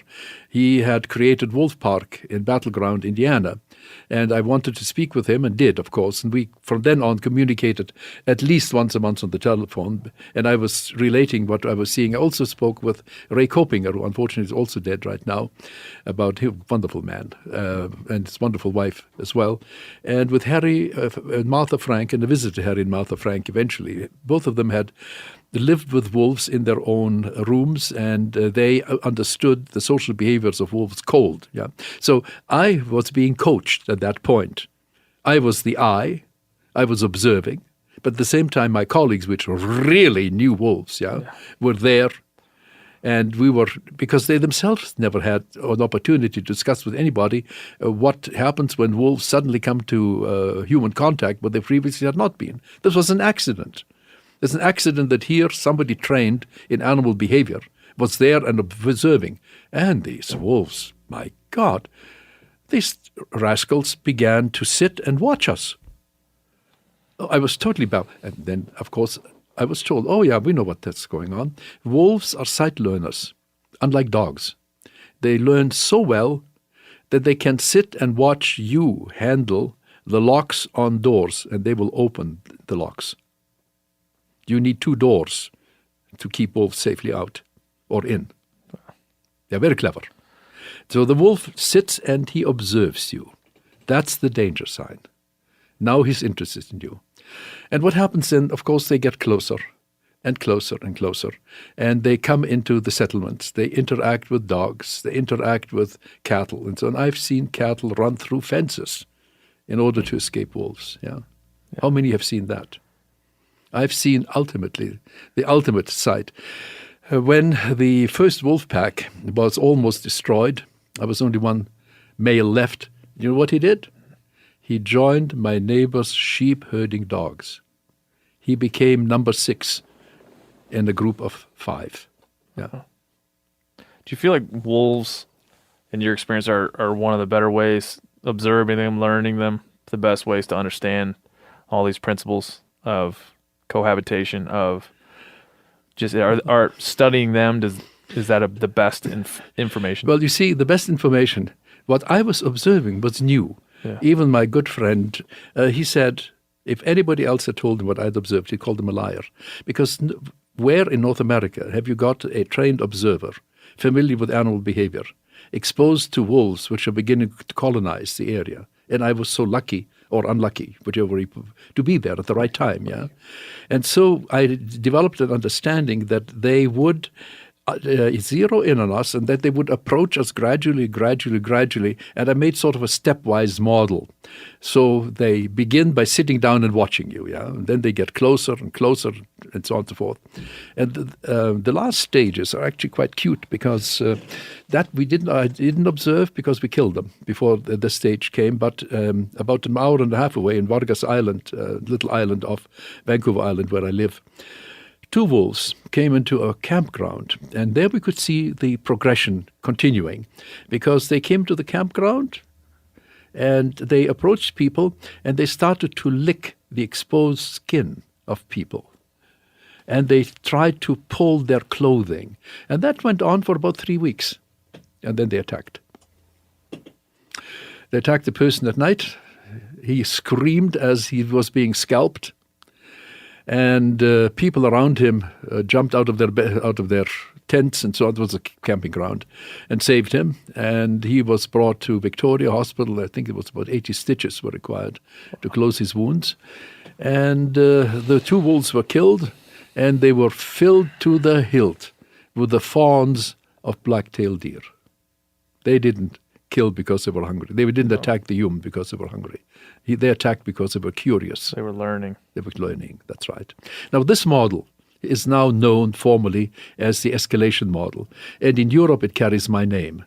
But I reported it for the first time at a conference in 2005, Milwaukee, I think it was, September 27th. And the irony is that 6 years earlier, 2 colleagues, Bob Tim and Rex Baker in California, had observed diligently coyotes targeting children in urban parks. And they developed a model which was almost identical. Their model is 6 steps, mine had 7 steps. We're good friends. We're laughing about it. How could we so totally independently? But you see the important thing here. The little wolf and the big wolf use the identical method of targeting people. That's what came out of that, yeah? And in Europe, this is known as escalation model, and everybody agrees it predicts 100%. Why shouldn't it? They're wolves are after all wolves. Yeah, I was going to say. Why can't it? That's right. What do you think about, before we move on to the North American model, because we certainly have to cover that, in North America today, specifically where you live in Canada, and then in the States here, Yeah. how would you predict the future of wolves? How do you look into the future and see where we are today and kind of where we need to move to? The horrible thing is that you are going to, you have legislated the presence of big wolves virtually everywhere where the small wolf exists. In other words, you're going to replace the coyote with the big wolf. Presently, you're killing 1,000 coyotes a day because they're such a nuisance. Do you think you're going to be living easier with the big wolf than with the little wolf? No. Okay. That's number 1. Number 2, you're going to completely devalue your public lands. Because your public lands today are a rich source of human experience for hunters, for hikers and so on, because there is wildlife in them, yeah? that wildlife will disappear, or whatever wildlife is left will be winding up on private ranches. In other words, you're going to create a predator pit throughout your country. And you feel that the point we were talking earlier, you feel that the rich will never stop trying to privatize wildlife or own wildlife. Correct. And in other words, what you're doing now is with the wolf, because of the present, you're transferring what remains of wildlife onto private land. And wildlife is precious, absolutely precious. Yes. And those that have wildlife eventually will use it in the marketplace, and it will become even more precious. So the very, very, very simple-minded environmentalism of today will see, for instance, the almost complete destruction of predators again on private land, because that's where the wildlife will be. Yeah, and it may well be that pressures to privatize public lands will grow and there will be few defenders because it's worthless. You can't go hunting there anymore. Why should I be interested in maintaining it? That's a great point. Yeah. If that wildlife does not remain, if that habitat does not remain, will I still defend it? And besides that, you proud Americans with your Second Amendment, your Second Amendment isn't worth the paper it's written on when you have no wildlife left. Yes. Wildlife. Even under communism, in Siberia and in Outer Mongolia, the people were still armed because they needed it for wildlife.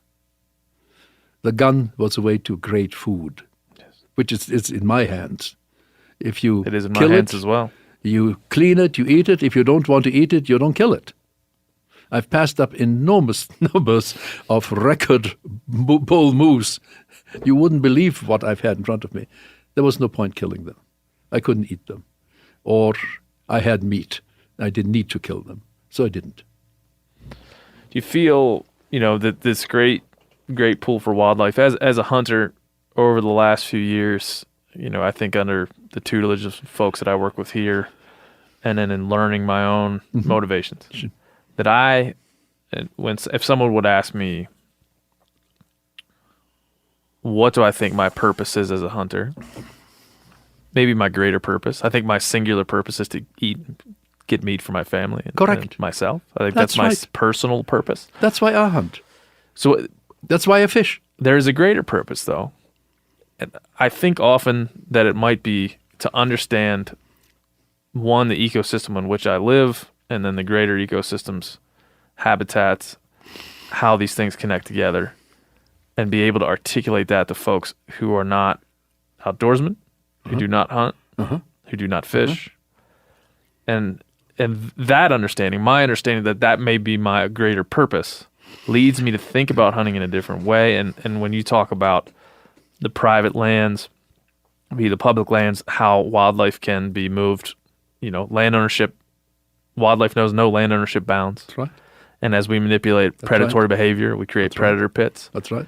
That can change the way we feel about these lands. And that's well, that's right. striking When you have to an me. empty landscape, believe you me, it's empty. And if you know the difference, then it's painful. If you don't know the difference, you're innocent about it. Yeah. So I wrote to my colleague in Moscow, Lenny Baskin, with whom I published, by the way, a good Russian friend. And I told you the story of the predator pit, and he said, "You're right." He knows the landscape. But what was so peculiar, when you look at the landscape, what the Siberians consider empty, it would be with willows and with fireweeds and with various trees. Exactly that landscape generated dense moose populations in the Yukon for reasons that I told you. It was humans, trappers, controlling wolves. Okay? So the empty landscape became filled with creatures and became, again, an ecological miracle if we controlled predators. It's pretty powerful. Well, it is, because when you compare it, you see, I have lived in all of these. I've lived under conditions of extreme wildlife abundance. And I've lived under conditions of extreme poverty in wildlife. Right now in this country, we're in the best of times, I feel. You're losing it right now. Yeah. In fact, you're losing quite a bit already. You've lost a lot in Montana. And Colorado is next. And not only that, but you're saturating your landscape now with the wolf-borne diseases. The worst, it's the Haidadi disease. And believe you me, that is a horror story. And you see, here is again something that happened to us in Canada didn't happen to you. When I was a graduate student, we had quite a few cases of Haidadi disease, I'll explain to you in a moment, in British Columbia, in Canada, and it was the General Hospital in Vancouver that had to treat the operations. And we had a professor, James Adams, who was very interested. He made a specific study of the Haidadi disease, and he went into these operating rooms with the doctors, and he took the photographs of the operations. They are the most horrendous things to see. And he came back with a shop talk about it. But let's explain to you Haidadi disease in the first place. Haidadi disease comes from the dog tapeworm. It's a tiny tapeworm, of which there are hundreds of thousands in the gut, the rear gut of the wolf. They produce eggs. The eggs are shed with the feces. The feces dries, the eggs become airborne and are distributed around the vegetation, and an elk comes along, feeds on the vegetation. These little eggs hatch inside, drill themselves into his bloodstream, are caught by the first capillary bed, which is the liver and the lung and the brain occasionally. And now these tiny things develop into a cyst. And the cyst grows and grows and grows and becomes the size of a grapefruit or larger eventually. Yeah? And when it is in the lungs particularly, breathing becomes difficult. The animals have a difficult time. They're caught easily by wolves. The wolves eat the animal. They devour the lung and the liver, and they devour the cysts. And the cysts again develop in wolves into the adult. And the cycle continues. Now, human beings, the first thing that we learned from Professor Adams was never to poke into the feces of a wolf. Never. Because you liberate these eggs and you can inhale them, and with the sputum it comes out, you swallow the sputum, now you have it. It's serious. Are there many documented cases of this in humans? Well, of course. That's why he was photographing this disease in the General Hospital in Vancouver. Yeah. And first of all, these cysts grow and they fill the body cavity and they begin to interfere with the function of the organs and they have to be removed. But if one of the cysts bursts and even the little tiny sliver of the inside remains undetected in the peritoneal cavity of the patient, it grows into another cyst. So after you close up the patient, there's no guarantee that the disease will not return again. And the reason why we had that was the following. We had no skidoos in those days because the trappers in the north had dog teams. And the dog teams were frequently fed the offal of moose or caribou or elk, whatever they shot. And therefore they were being fed the cysts. And therefore the dogs then were infected with it. They produced eggs. That went into the harness by which the dog teams pulled the sled, and this was being handled by the human, and he licked his hands or ate, and he got it. Yeah, and it's a horrible disease. And if the greatest danger from the disease is when the house dog gets it. I'll show you the scenario that is most likely happening here. You have elk coming out of the mountains and in winter living on private land on ranches. Yeah. They will crowd the winter ranges the houses. Yeah. I'll guarantee you that. Yeah, because that's right. They're afraid of the wolves still. Yeah, some of them may die unnoticed. The ranch dog will find that. He will eat the cyst, ingest them, and now in 7 weeks he's going to pass these eggs on the lawn, on the driveway, on the veranda, eventually in the house. The little baby that is there, pitter patter, comes along, gets it into his mouth, and now he's got a load of cysts growing inside of him. It will take 10 years before they grow large.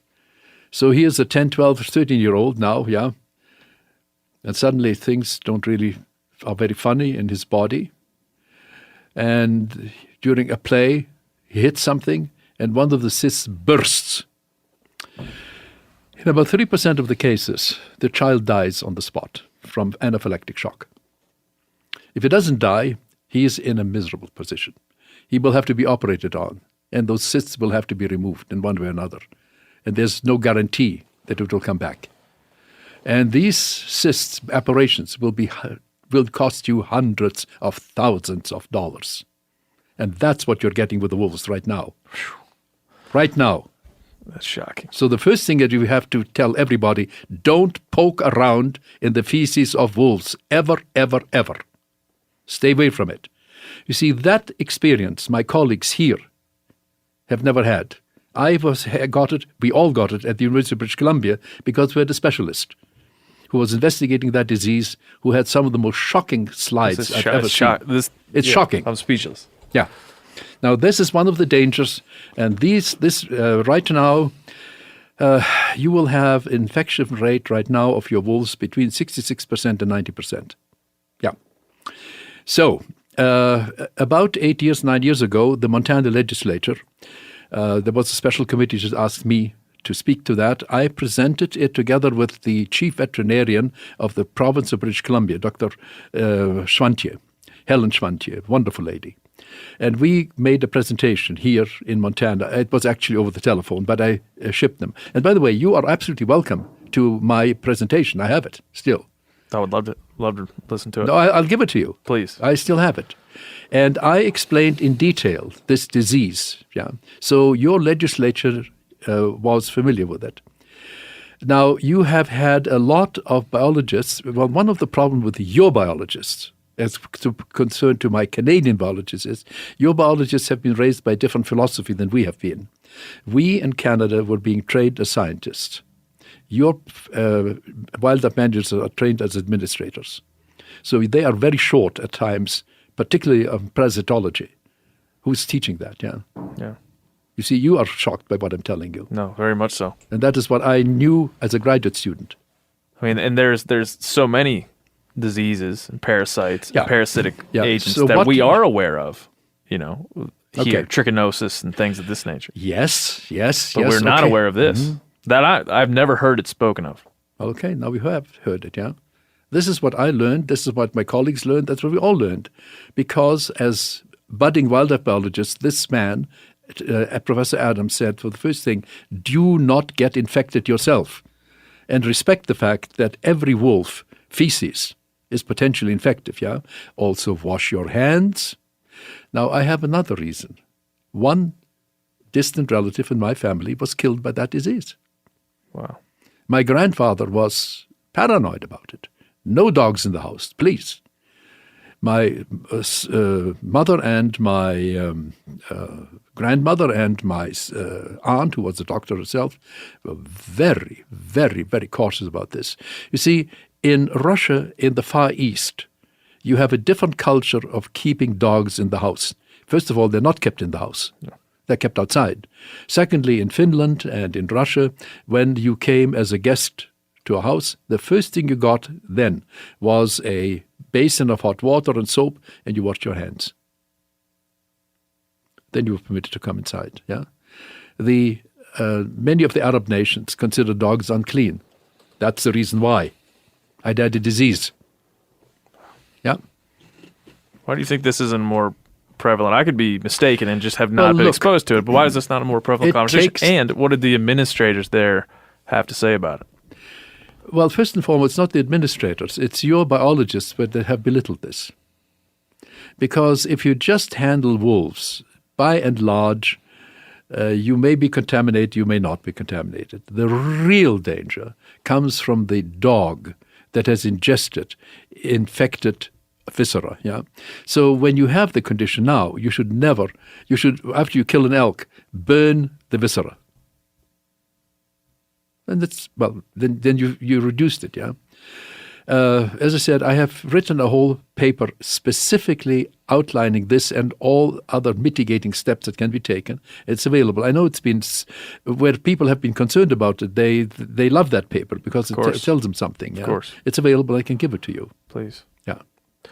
Well, I'm glad to. That's a shocking story. It's not a story. It's a shocking way to hear of that disease and how it manifests itself. Well, the other one, of course, is rabies. Yes. And a rabbit wolf is an incredible beast. First of all, they target your face. They don't eat you. They just bite you. And unless you have immediate medical attention, you will die. And that was the fate of people hit by rabbit wolves. In the medieval times, imagine the fear they had of wolves. Of course. Because they knew if there was a scratch from a wolf, you would die. So this fear that people had that knew wolves was justified. There was no unjustified fear. And besides that, of course, the trouble in so many of the countries were that people were disarmed. And when they were disarmed, wolves can get the upper hand. An interesting case is Japan, because wolves were venerated in Japan. They were gods, semi-gods. And the reason they had special temples and altars and so on built for them was that the peasantry was disarmed by the samurai. The peasants had no weapons. And they could not deal with the marauding pigs and the marauding deer that destroyed their fields. So they prayed for wolves to come in. It was a holy animal because it helped them, yeah. So you can see that here is a culture that venerates wolves. And that very same culture, after wolves became rabbit, it's such a horrible experience, so horrible. They exterminated wolf by 1905. Gone.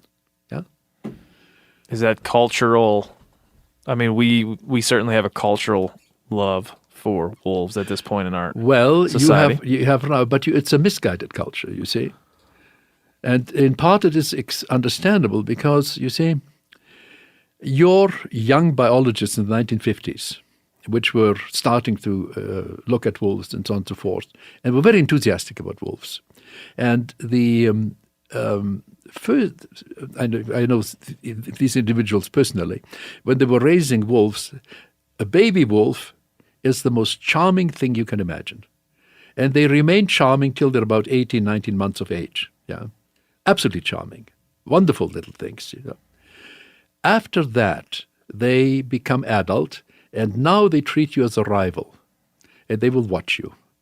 And if you have a tame wolf at home between the ages of 3 to 5, it's a guarantee that you will be attacked. If you put the wolf then down, you control him, yeah? He's okay for the rest of his life, although he will still snap at you. So, for instance, when I visited Martha and Harry Frank, their 14-year-old wolf had just died, and a female. And I asked, are you going to have another one? And they both smiled and chuckled and said, look, we're now 61. It was a long time ago. I visited them. By the time we are 65, I don't know if we can withstand the attack that comes. And they raised the skirt and the pants, and their legs were scarred from top to bottom with wolf bites. That's what... You see, I love dogs. I cannot be without dogs. But I thank God that they are not wolves. Yes. You think about that relationship quite often? Like what look, I love animals. Of course, that's why I'm an animal behaviorist. I have tamed in the wilds a fox. And, I had a ball with him. I tamed a weasel. Did you name him? Fox? Oh, a foxy. What else do you name him? Something like that. Yeah. Foxy. Right. And Foxy came regularly. He got 2 heads of lake trout. You see, I was provisioning myself by going out and catching trout which were 2 to 4 pounds in weight, a couple of trout.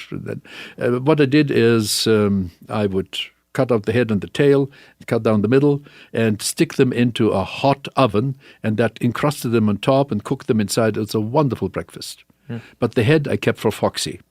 And every time Foxy came, he got the head.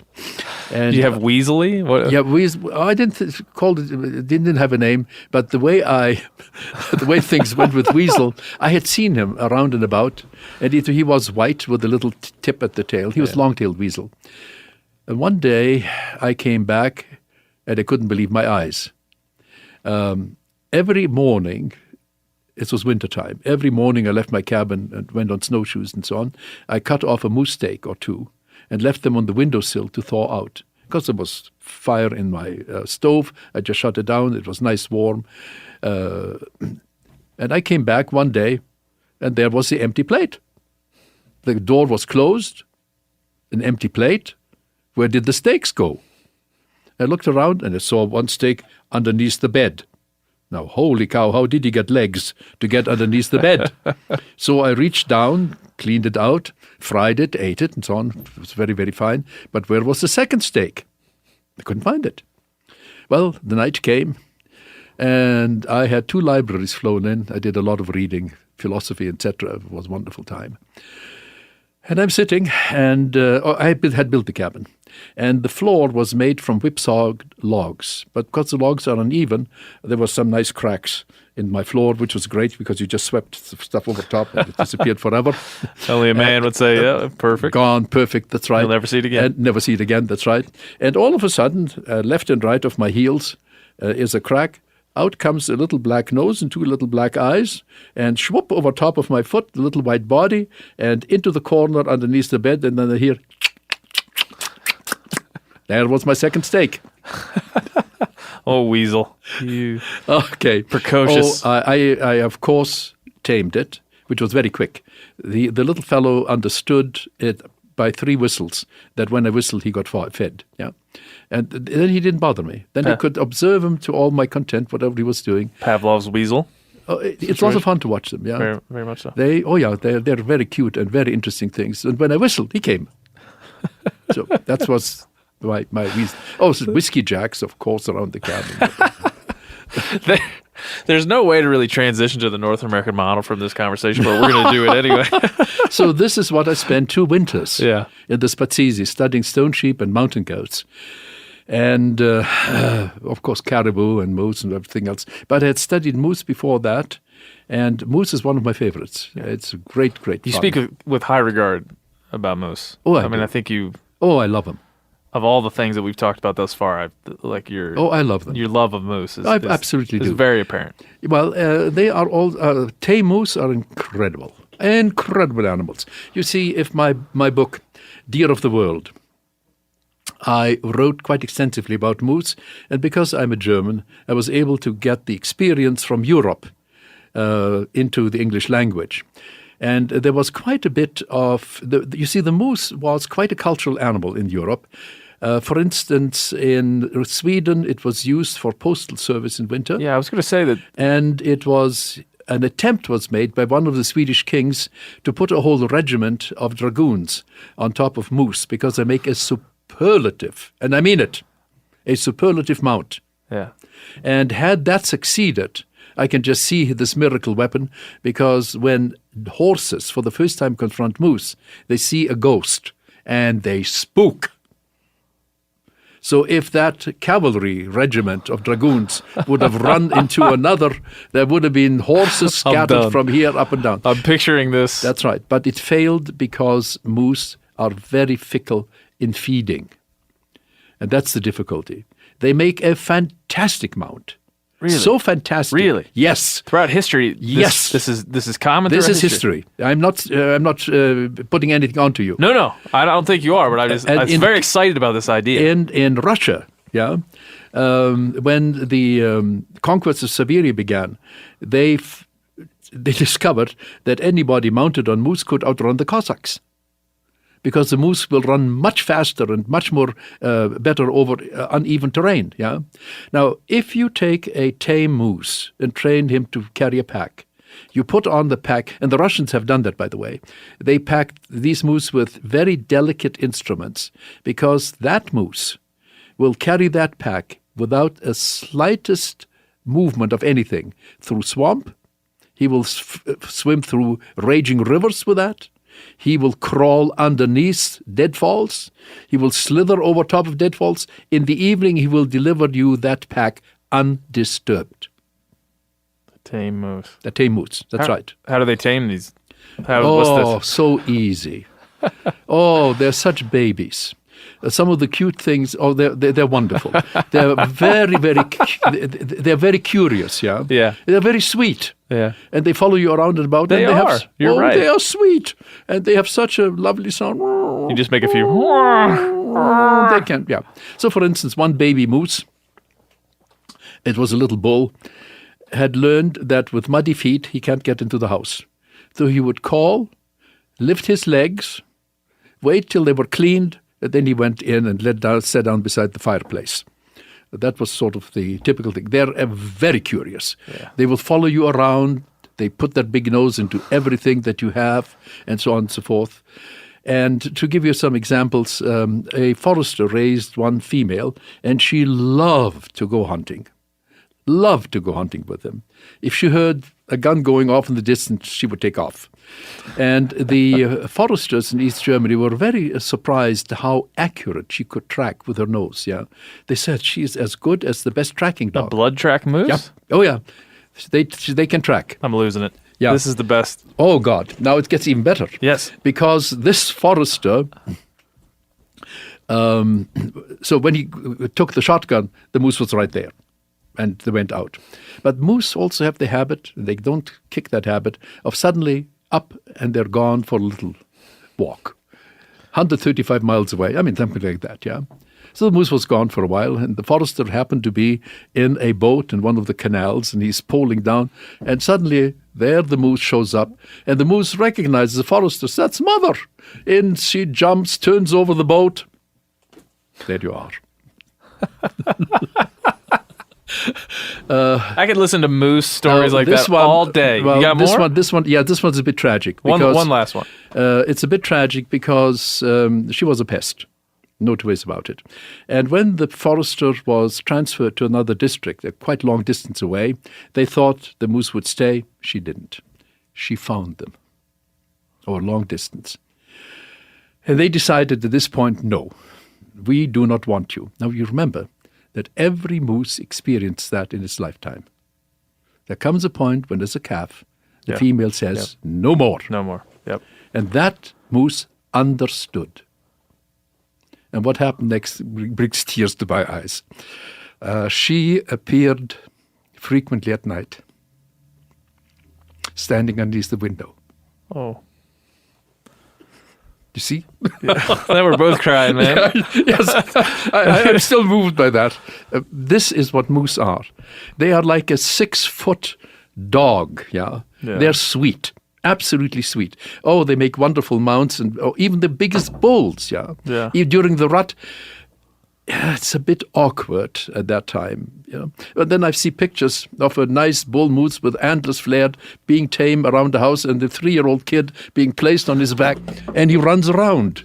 Do you feel with moose, they're with every animal that can be labeled as gregarious? Or... Well, I'll tell you the following. By the time I finished in Banff National Park with my bighorns, the females physically tried to keep me in the group. Physically. Blocked my way. Deliberately. Pushed me back in. And when I broke, they tried to follow me, and they followed me everywhere. And the males attacked me. Some people might ask, given your relationship to you've studied goats, you studied mountain goats, you've studied wild sheep, you've studied moose, you've studied wolves, deer. How you still could be a hunter? No, I would not ask that, but some might. How do you answer that question? How can you still kill a moose knowing that it brings you to tears? The point of the matter is, hunting is provisioning. You bring in food. Yes, I will keep the antlers of a moose that I kill. It's a treasured memoir of one. I have no difficulties there. That is food. And the only obligation I have is to kill that animal as quickly as possible. Yeah. That's my only obligation in this regard. And the other obligation is not to waste. That's like overwhelmingly pragmatic in the face of emotion. The first deer that I killed was a mule deer doe. I brought back, of course, Grandma and I were great pals, to say the very least. She took the head and she made head cheese out of it. Now, how many people will take the head of a mule deer and make head cheese out of it? Not many. Not many. It's delicious head cheese. To this day, when I kill a buck, and I do all the cutting myself, and so on. The last thing that I do is I skin the head, and I carefully, with a very, very sharp scalpel, remove the edible meat, and that makes a magnificent stew.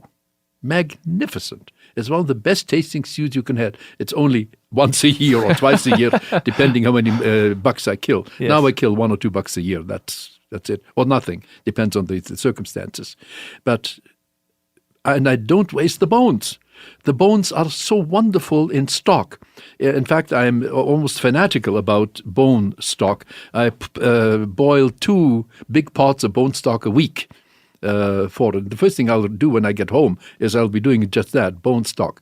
Now, of course, you add a few more things like chicken feet, chicken gizzards, and so on. Pig foot is a good thing, so that you have a very gelatinous result. Of course, turmeric, and all other goodies into it as well. Usually there are 3 species of animals and 7, 8 species of plants which go into my stock. Yeah, such. It's very, very healthy, and it has kept me free of, especially colds and influenzas. I haven't had a cold now for 3 years. Yeah. Yeah, it's good stuff. That's kind of, not to talk about kind of the ethos of our company and what we do, and the reason I joined this. Yes. And I'm in Bozeman, and that we're sitting here is very much what you're talking about, the idea that we can be pragmatic, but Yes. also feel an emotion for this animal, be pragmatic in the taking of it. We can go a step further. Yes. You are aware that I'm writing my second book on human evolution. Yes. So one of the things that I'm very much aware of is that we have biochemical pathways which evolved only because we ate meat. The first biochemical pathway, for instance, is the digestion of elastin, which is found in muscle fibers and only in animals. And you and I share the same enzyme, elastase, which digests it. That tells you something, yeah? The one that I really like, are the trans fats. Well, if you take trans fats in margarine or trans fats in oils, they are awful. They're very, very bad for your health. Never eat the bloody things. But take a peek at what you find in milk or in cheese or in butter. There are trans fats in cheese, in butter, and in milk. Do you know where they come from? From natural hydrogenation in the rumen of the cow or the sheep or whatever it is. And you know what your body does with them? You have an enzyme specifically to pick up those trans fats and change them into conjugated linoleic acid, which you need for brain development. Now that tells me that we've been eating the fat of ruminants for a very, very long time. And you need, by the way, meat very much for brain development. That cannot be overstated. And we've talked about that here on this podcast with the Professor William von Hippel down in Queensland. We talked about human evolutionary biology and the kind of philosophy of. Okay. And not only are those pathways created through that, but our social structure, how we communicate with each other, how we set up our societies, was often driven by. No, hunting was vitally, vitally important right from the outset in human evolution. The moment we became humans, we were killers. We were such efficient killers that we dramatically changed the biodiversity of Africa and continued to change it. I have written a whole chapter on that. I'm going to read it. Let's get to, we got to get to, before we go here, the North American model of wildlife conservation, because I would say that I believe most people will know your name from that. In the sense of our audience, and then just in the general sense, because it is, in my mind, the most important set of principles that we have in wildlife and conservation, and in any model across the world, which you have vast experience. The North American model is. Yeah, it's a superlative model, and it is a real wonderful creation of North American society. It is a gift, a cultural gift to the world. Absolutely. Now, when we've heard from Shane here. He called us earlier. We've had Shane on this podcast before to talk about the origins of the North American model, his role in marketing it, for lack of a better term. God thanks. Without Shane, it wouldn't have flown. Yeah, what a voice he was. Yeah, yes, he was. Also, John Organ was another one of those. For those people, it would have failed because I was condemned when I first published that model. When I first published the comprehensive model, the Wildlife Society wouldn't review the book. Yeah, they took Shane and took them on the road and went. They did. Basically conference to conference. That's right. They did talk about these things. Yeah. I am in debt forever for that. Yeah. So let's talk about the origins of the model, where it came from, and then get to some of the hardships you had pushing it forward. Well, let me put it this way: I was interested in the early in the 1960s and 70s about how to make wildlife. Pay for itself, or that's a bad way of putting it, but how do I make wildlife more valuable? And in my innocence in those days, I thought that maybe game farming would be a way to go, and I had, God thanks, a bit of money, and I organized a conference in 1971 where game farmers from South Africa, from Texas, from Alberta, and various places, England and so on, came, and where we had a wonderful set of papers and discussions, and that was published by the IUCN in 2 volumes, and I was the editor, and Fritz Walter, my dear friend, was the editor as well. And as I was editing this, I suddenly realized, oh my God, to push that is an absolute idiocy in North America, because what it does, it would destroy your system of wildlife conservation. Now, you didn't know that you have a system of wildlife conservation. I was just going to say that, we weren't aware that system existed. In fact, the stimulus to write it down came from a discussion I had with 2 senior colleagues of the Canadian Wildlife Service. They were pushing game farming, and I said to them, for heaven's sake, what are you doing? Don't you realize that you're destroying your system of wildlife conservation? And they both shot back to me, we have no system of wildlife conservation. I said, you damn rights you have one. I'll write it down for you.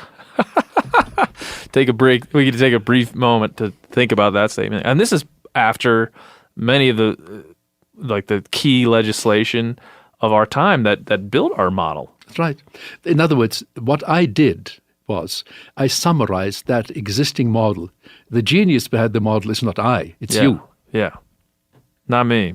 Well, no, it has been, you see, all the principles of that model have gone through the hard school of democratic debate. Yeah.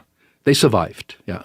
There is not a person in this world who has the wisdom to construct that model. No. It could only have happened culturally over time. Yeah, and if you reverse time, and listeners of this podcast will know we talk about this often, you reverse time, you think about in 1936 and 37, the first National Wildlife Conference, Franklin D. Roosevelt. That's right. Bits and pieces of this come together, the Lacey Act. That's right. But no American could have written that model. Yeah. No. Your Americans who wrote about that had a totally different thing. And you can look at Aldo Leopold's book, Game Management, and take a look at Larry Jahn's introduction, where he speaks about this. It's a totally different way of looking at it, yeah. Well, I'm a European, as you know, and I was very familiar with the hunting, very deeply familiar with the hunting in Europe. And when I wrote that model, basically, when I started it, I contrasted it, what you do in North America comparing what you do in Europe, yeah, and wrote that down. So, for instance, you have the large wildlife, largely, except for fur, in fur also in the public domain. Well, you don't have that in Europe. Although, by law, it should be. The reality is wildlife is privately controlled. Yeah. So it was one step after the other. And I first wrote out a model with 4 steps. Then I thought about it. And eventually I developed it to 7 steps, which are found in my book, which I published in 1995 with Ian McTaggart-Cowan together. And there I had the most detailed, in some regards it still is one of the most detailed, accounts of the North American system of wildlife conservation. It had, by the way, a review of chronic wasting disease. It had a review of the tuberculosis outbreaks in there. And this is, generated by your work looking at game farms. That's right. Because most of your chronic wasting disease basically is spread by game farms. Yes. Somebody said in the United States nicely, CWD is spread by trucks. Very much so. But so. Well, and when you codify this model right. in a way, the fact that it's driven by like your study, your studies in game farms, and then Well, I published CWD 22 and- papers Yeah. on it. So, and the very last one, that by that time was quite accepted, I presented at an international conference in Ireland because one of the gentlemen who invited me had studied and he said, this is the best model we know in the world and why don't you expound on it? And I emphasized there its role in public health. Because most of the human diseases we have come from wildlife or tame animals or domestic animals, yeah? And the best thing you can do from a perspective of public health, the best thing we could have ever done is to keep all our wildlife wild. Not in the, that's what CWD comes from, Yes. you see? Yes. And today we are faced with an enormous dilemma. And in 1995, no one was talking about CWD. Well, I had the first And you- review of that. Yes. You can read it. In which I have, at the behest of Shane Mahoney. Yes. You're talking about you predicting. When you read it, you're like, well, this is 10, 15 years before this thing had proliferated. And here is someone calling to bear what CWD can become. That was 1995. Yeah. I first warned about the disease in 1991 in my book Elk Country, page 169. Please read. I will. In those days, the disease was not even known as chronic wasting disease. It was called some kind of a scrapie. Yeah. See? And I had done my homework on the German side. See, that is the advantage of having another language at times, yeah? The Germans had been very much concerned with the TSEs.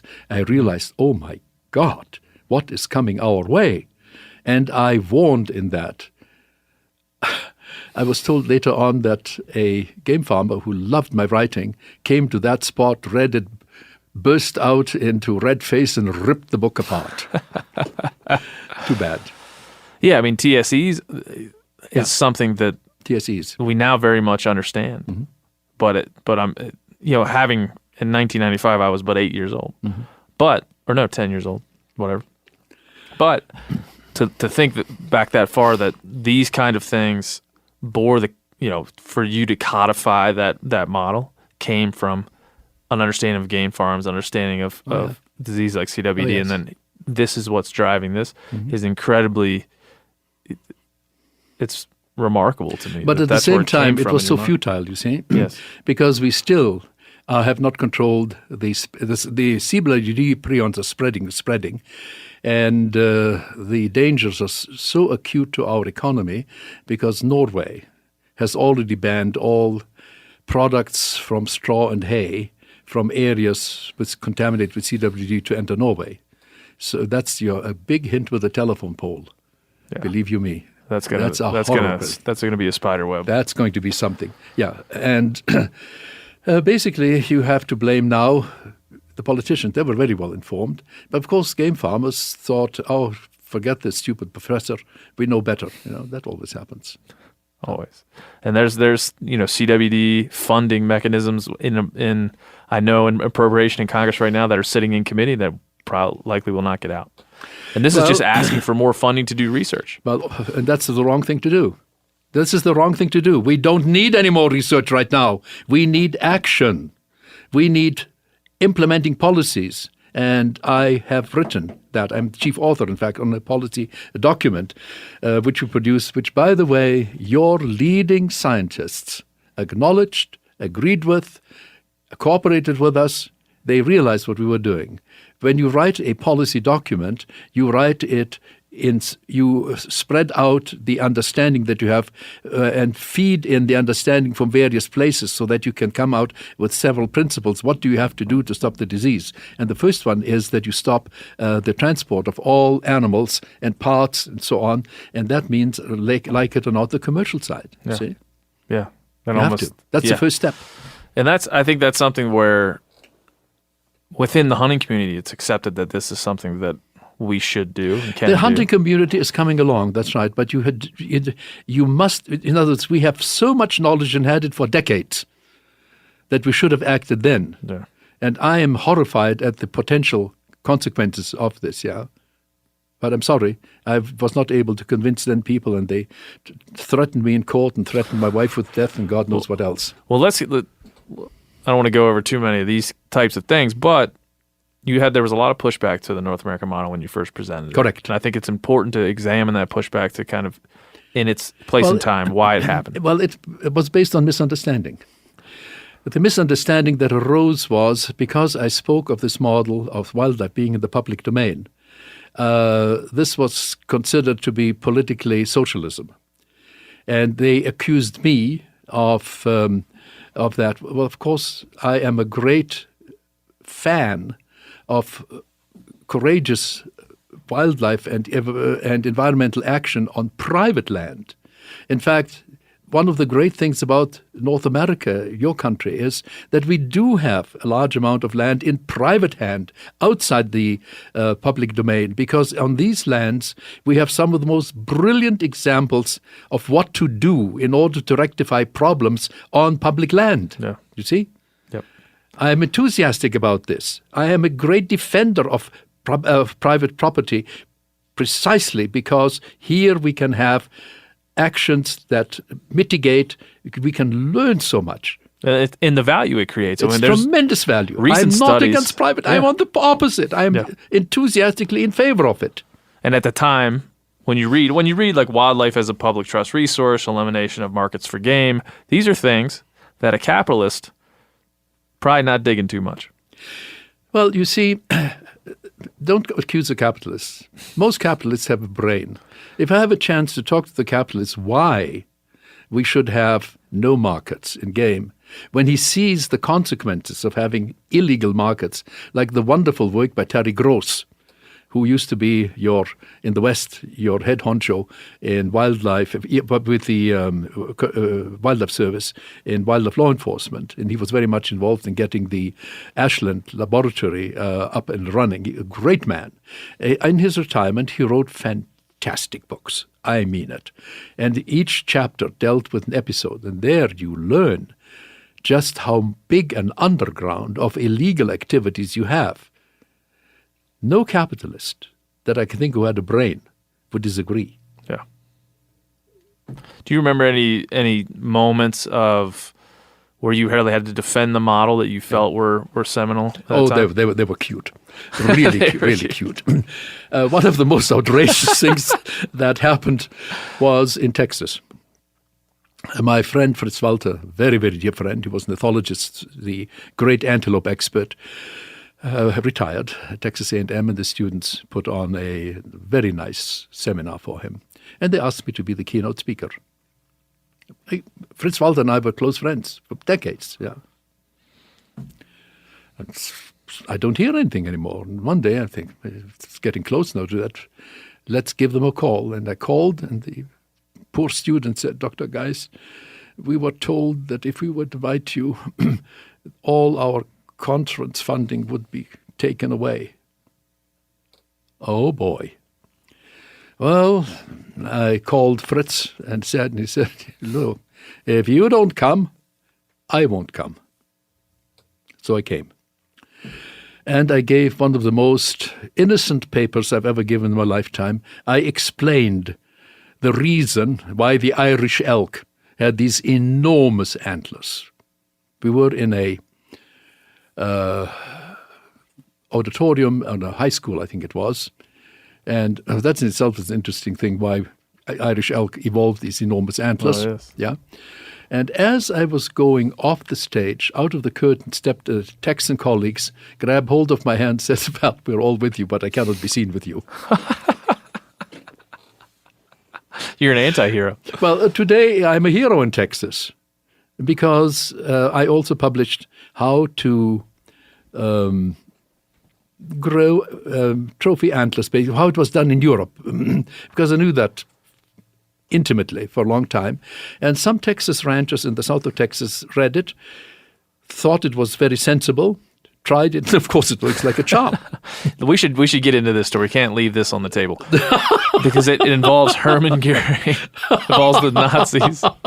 So take us into this one. Well, yeah, that's right. But first of all, I will tell you the following: these ranchers are using the thought patterns and so on, not from the past, but also from our own observations, and the result is the ranch that I've seen. It's beautiful natural vegetation, magnificent deer growing on it. In 1 week, I saw 3 bucks that would break the record. It would enter the record book of Boone Crockett Club. And if you in your lifetime see 1, you've been kissed by the gods. I saw 3 in 1 week. And right now, you have all over the United States the Boone Crockett Club scores of whitetail antlers dropping, except on those Texas ranches. They're going up, and they will go up. I know, because we're now discussing things and we're introducing other measures, and you have wonderfully healthy populations. Yeah, And this is all because of a buck to doe ratio. Not quite. Not quite. It's a little bit more than that. It is really the first thing is that you condition the landscape in such a fashion that you have rich food all the time. You must make sure you get big fawns growing, yeah? Good mothers, good does. You have to reduce the density, and you have to look after the landscape to make it rich and productive. That's number one. Number two is you eliminate some of the things that are poor performers, that you take out. And the next thing is that you don't kill your big breeding bucks. What the Germans did was, and that became law, when they realized that you could, they had a system of class 1 and class 2. The class 1 and class 2 were split into A and B. Class 1A were the trophy stags that were breeders. You would never touch them. They were off limits. You could only kill 1B, or under certain circumstances, a harvest stag was allowed. That's 1A. Then you could never kill a 2A. That was a stag for the future. You could kill a 2B. When I was last hunting in Wyoming for elk, I had the chance to shoot a young bull with enormously long, thin antlers. I wouldn't hang such a thing on my wall.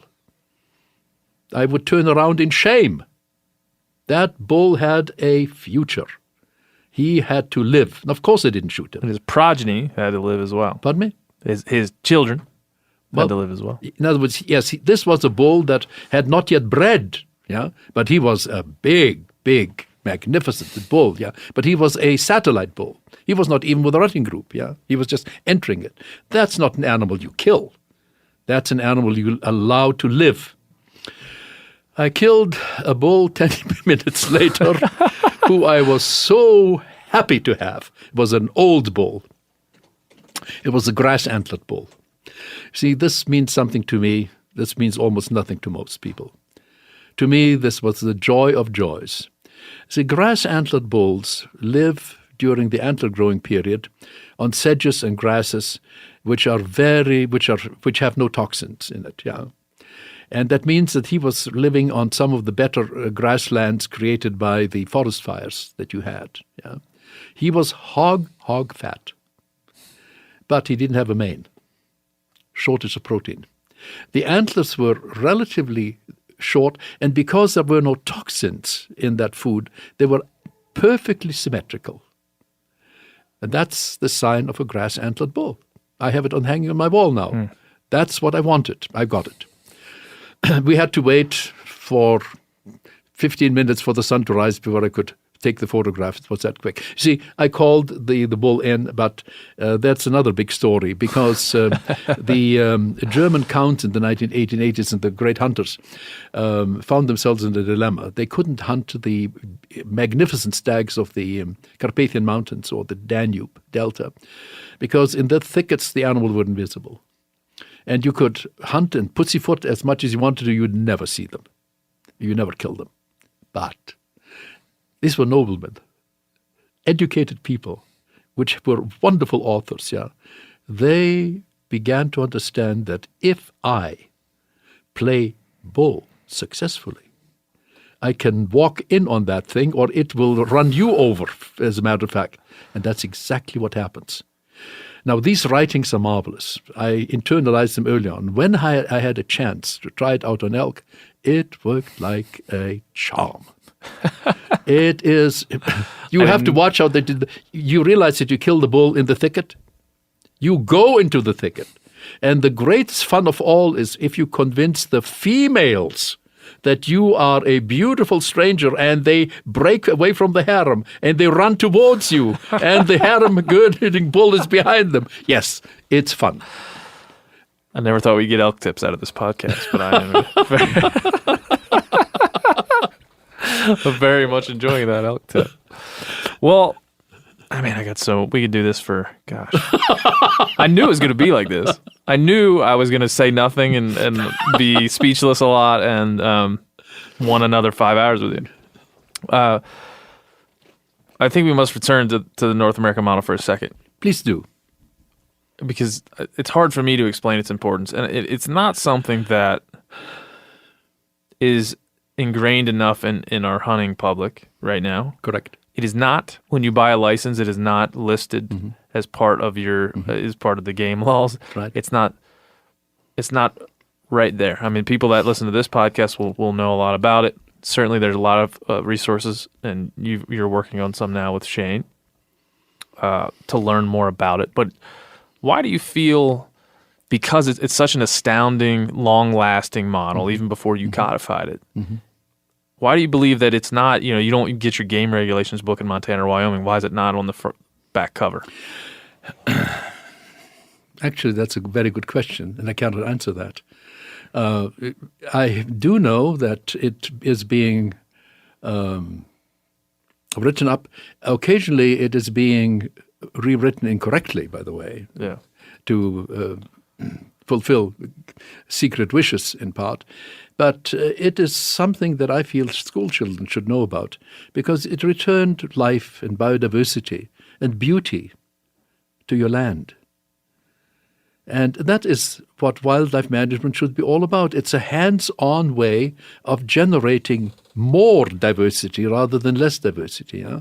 If you let the wolves go through the landscape, you will suffer tremendous loss in biodiversity. If you, on the other hand, play God, and you have to, that is your responsibility today in landscape, because there are no natural landscapes in North America. There haven't been for 12,000 years. Your landscapes are artifacts of human activity. The way you put that is striking, that you're looking at an artifact that has been manipulated, will continue to be manipulated. That's right. And it was manipulated very, very cleverly up to the time of the discovery of North America by the Europeans, you see. Because when they entered, they never realized that they were entering a highly, highly civilized landscape, by which I mean that the landscapes had been manipulated in favor of human wants and needs and conditions. Yeah, they were artifacts that served humanity, and those people that entered had not a clue about it. And now we do. What a lesson to learn from that model and from you is that you must understand your place in time. Like you must understand when you look at a landscape how it got to be that way. That's right. There's no way you can understand being in it, That's right. being a part of it, if That's you don't right. understand how it got to be the way it was. But let's go, if you follow our unfortunately now misguided environmentalism, yeah, you're going to create forest fire conditions like you wouldn't believe. Yeah, a landscape of natural biodiversity, which has the large mammals in it, yeah, is an open landscape in which the annual production of plant material is largely consumed.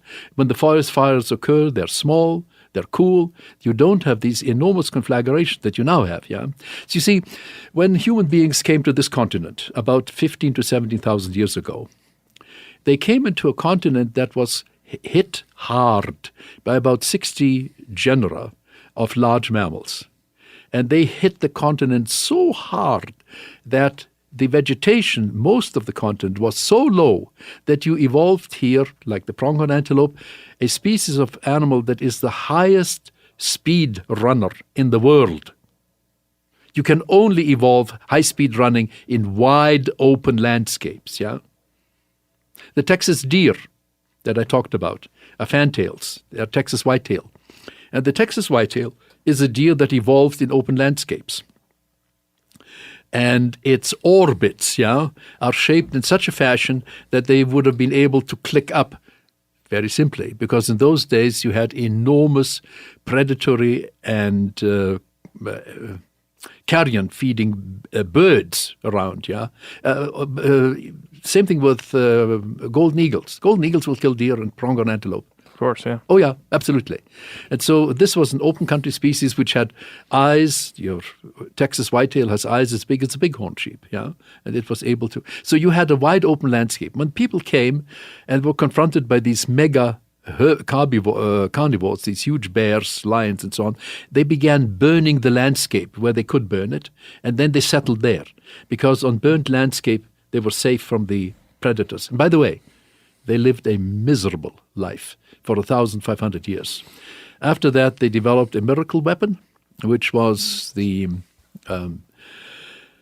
which was a sharp cutting blade mounted on a detachable spear. You put poison on it, very severe poison. They were killing mammoth on the spot, several at a time. They were very, very, very severe. That's the Clovis culture. Yeah? Yes. Also, the Heskett culture is another one that they produced unbelievable cutting tools. The Heskett culture is thin, long knives that were obviously drenched in poison, most likely aconitum, and that were used. Later on, you had the Folsom culture, which was also something very similar to the Clovis, and the fishtail culture in South America. And by the way, with these miracle weapons, they killed out the large fauna within 500 years, completely. But you know what happens now? The vegetation grows, and you have conflagrations. You have huge fires. You have to counterburn. You have to learn how to handle vegetation so it's safe for you. And the North American Indians and the South American Indians became greatest experts. Yes. And so they burned in order to make the vegetation subservient to human needs. They became some of the greatest horticulturists and great agriculturists. These were bright people that were doing this, yeah? And by the time Columbus came to North America, you had a continent completely under human control. It was civilized, but it was also overpopulated. And wildlife was very, very, very scarce. The reason you had so much more wildlife was, of course, the Great Tragedy, because already in 1539, with the De Soto expedition, they brought diseases, and they began to spread diseases instantly. And native people became aware of it very, very quickly, and they fled just to get away from any contact with these Europeans. Imagine driving 500 pigs in front of you. That's what De Soto was doing. Yeah. Because the preceding expedition in 1527 by Cabeza de Vaca, who was second in command, and he reported back, one of the problems they had was getting enough food in the first expedition. Yeah, people were dying of hunger. So the second expedition thought they were going to fulfill that. They had 500 pigs moving along with them at any one time, and they spread their diseases like you wouldn't believe it. The minimum is that 56 million American natives died. The more likely figure is that 120 million died. Yeah? And wildlife exploded as a consequence. Buffalo, the real beginning is about 1635, and their maximum extent they reached about 1775, certainly in Pennsylvania. That is, then they began to shrink already. Yeah. But the maximum, this is the image of the landscape full of wildlife, full of buffalo, full of passenger pigeons, is a consequence of the death of North American natives by the millions. So, for instance, the passenger pigeon, you had, the best explanation is that once the nut gardens, the fruit trees and everything else, well, your eastern hardwood forest is a nut garden. Yeah. Once they became available, the pigeons got into it, and your genetics tells us that this was a very rapid expansion. And they expanded into the billions. And so basically, what was the biomass that once walked as native people on Earth became passenger pigeons in the sky. Horrible. Yes. Yeah, passenger pigeons is one of those species that everybody understands. But you see, the passenger pigeon was a rare bird at the time Columbus landed in North America. It's a rare bird in the food archaeological sites. Yeah, very, very rare bird. If it had been as common as that, it would have been everywhere. No, it wasn't. But understanding these ebbs and flows is but at you the see, core of understanding that's our right. world. That's right. And it gets even better because one of the papers thinks that the release on the vegetation that happened was so massive that, because in other words, the natives had suppressed it, was so massive that it sucked out a lot of CO2 out of the air and caused the little ice age. That's not my theory. That's one theory I cannot defend or explain, but this is one theory out there. Yeah, it could very well be true. Sure. They were trying to make the point that this was, in fact, the first example of man-caused climatic change. Nothing to fool around with little ice age. The understatement. I'd say of the century, but longer than that. That's right. Of a millennia. That's right. But you see, you should read, because it's so funny, the Alvarez Núñez Cabeza de Vaca was a nobleman and a Spanish officer, very successful, and he was a falconer. And the emperor that he reported to, Charles V, was a passionate falconer and a hunter. And so, of course, the emperor was interested what he saw naturally. Now, Cabeza de Vaca begins in Florida, goes all the way to 8 years to Mexico. He doesn't see a single alligator. He doesn't see a single coyote or wolf. He doesn't see any grizzly bear. He knows about black bear and puma. He doesn't see any. He sees no elk. He sees no javelina. When the natives in Florida, he describes, when hunting deer, they took along water and wood, because where there was water and wood, there were no deer. Can you imagine as a hunter what that means? How rare deer were? Yet Cabeza de Vaca says there are 3 kinds of deer in Florida, and he's 100% correct. They still are there. Yes. 3 different deer, whitetails, yeah? That's how keen an observer he was, you see. So he now describes, for the benefit of the king, all the huntable birds, like the blue heron, the egrets, and so on and so forth. But he doesn't mention the eagle once. With a huge population of people on the land, every eagle has its feathers torn out. He doesn't see a single eagle. He doesn't see a single vulture. Well, if you have deer in such small populations, and only deer, and nothing else, yeah, when you don't find a single turkey in Florida, it's the DeSoto expedition that meets the first turkey in Louisiana.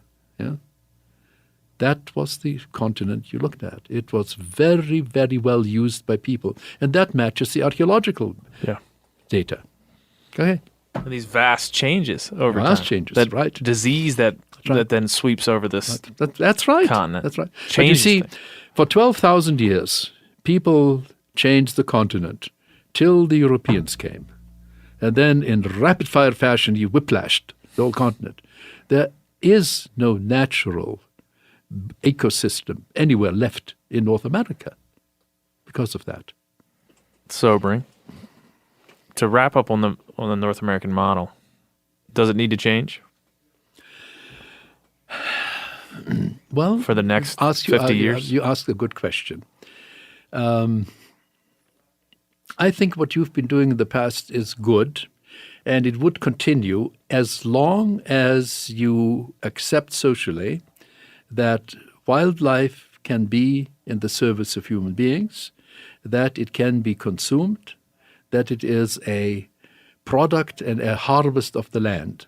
As long as you have that, and as long as you think that it's right and proper to treat everybody in our democracy as an equal, so that every citizen who is no longer not a criminal, etc., can get wildlife for their own use, it will remain and retain. Sustainable use of natural resources. And as long as you have wildlife, your Second Amendment will stay. But if you lose your wildlife, it isn't worth the paper it's written on. Well, I'm trying to gather the words to summarize our time together here. I feel like I want you to come back, number one. or I'm coming to you. Yes, you can. I should. Do you realize that the Germans have sent the TV crews to film me? Yeah. Because I'm taking such strong stands on the wolf issue in Yes. Europe, yeah? Yes. Oh, they're They told me publishing about my that. stuff all the time. I'm coming to you, and we're gonna hunt. We're gonna go hunting. Absolutely. I want to thank you for a life that was dedicated to these ideas, to pursuing them, to articulating them, and for coming here and doing both of those things, because I think this is an incredibly important conversation. I think your ideas are not only important for your generation, but for every single one that comes after it. So I don't think thank you's quite enough, but that's all I have for right now. But thank you, and thank you for this opportunity. No. I loved it. Thank you. Right. Thank you. I guess I grew up on an older road. That's it. That's all. Another episode in the books. Thank you to Dr. Val Geist. Thanks to Corinne for hooking it up. Thanks to all of you for listening. I don't have much in the way of a conclusion other than I feel not quite worthy to have sat in on a conversation with that man. I feel, again, humbled by his presence. And hopefully you can hear within the conversation my lack of talking, my lack of participation, because I was so enthralled with what he had to say and amazed to be sitting in a room with him. So hopefully that comes through. Hopefully you enjoyed, and hopefully you join us next week for episode number 80 of the Hunting Collective. We'll send you out with old number 7, as always. See ya. Stay here too long, 'cause I can't go a week without doing wrong. Oh, without doing wrong. Drinking Without in heaven. doing wrong. Oh, Without Mama said doing wrong. Drinking in heaven.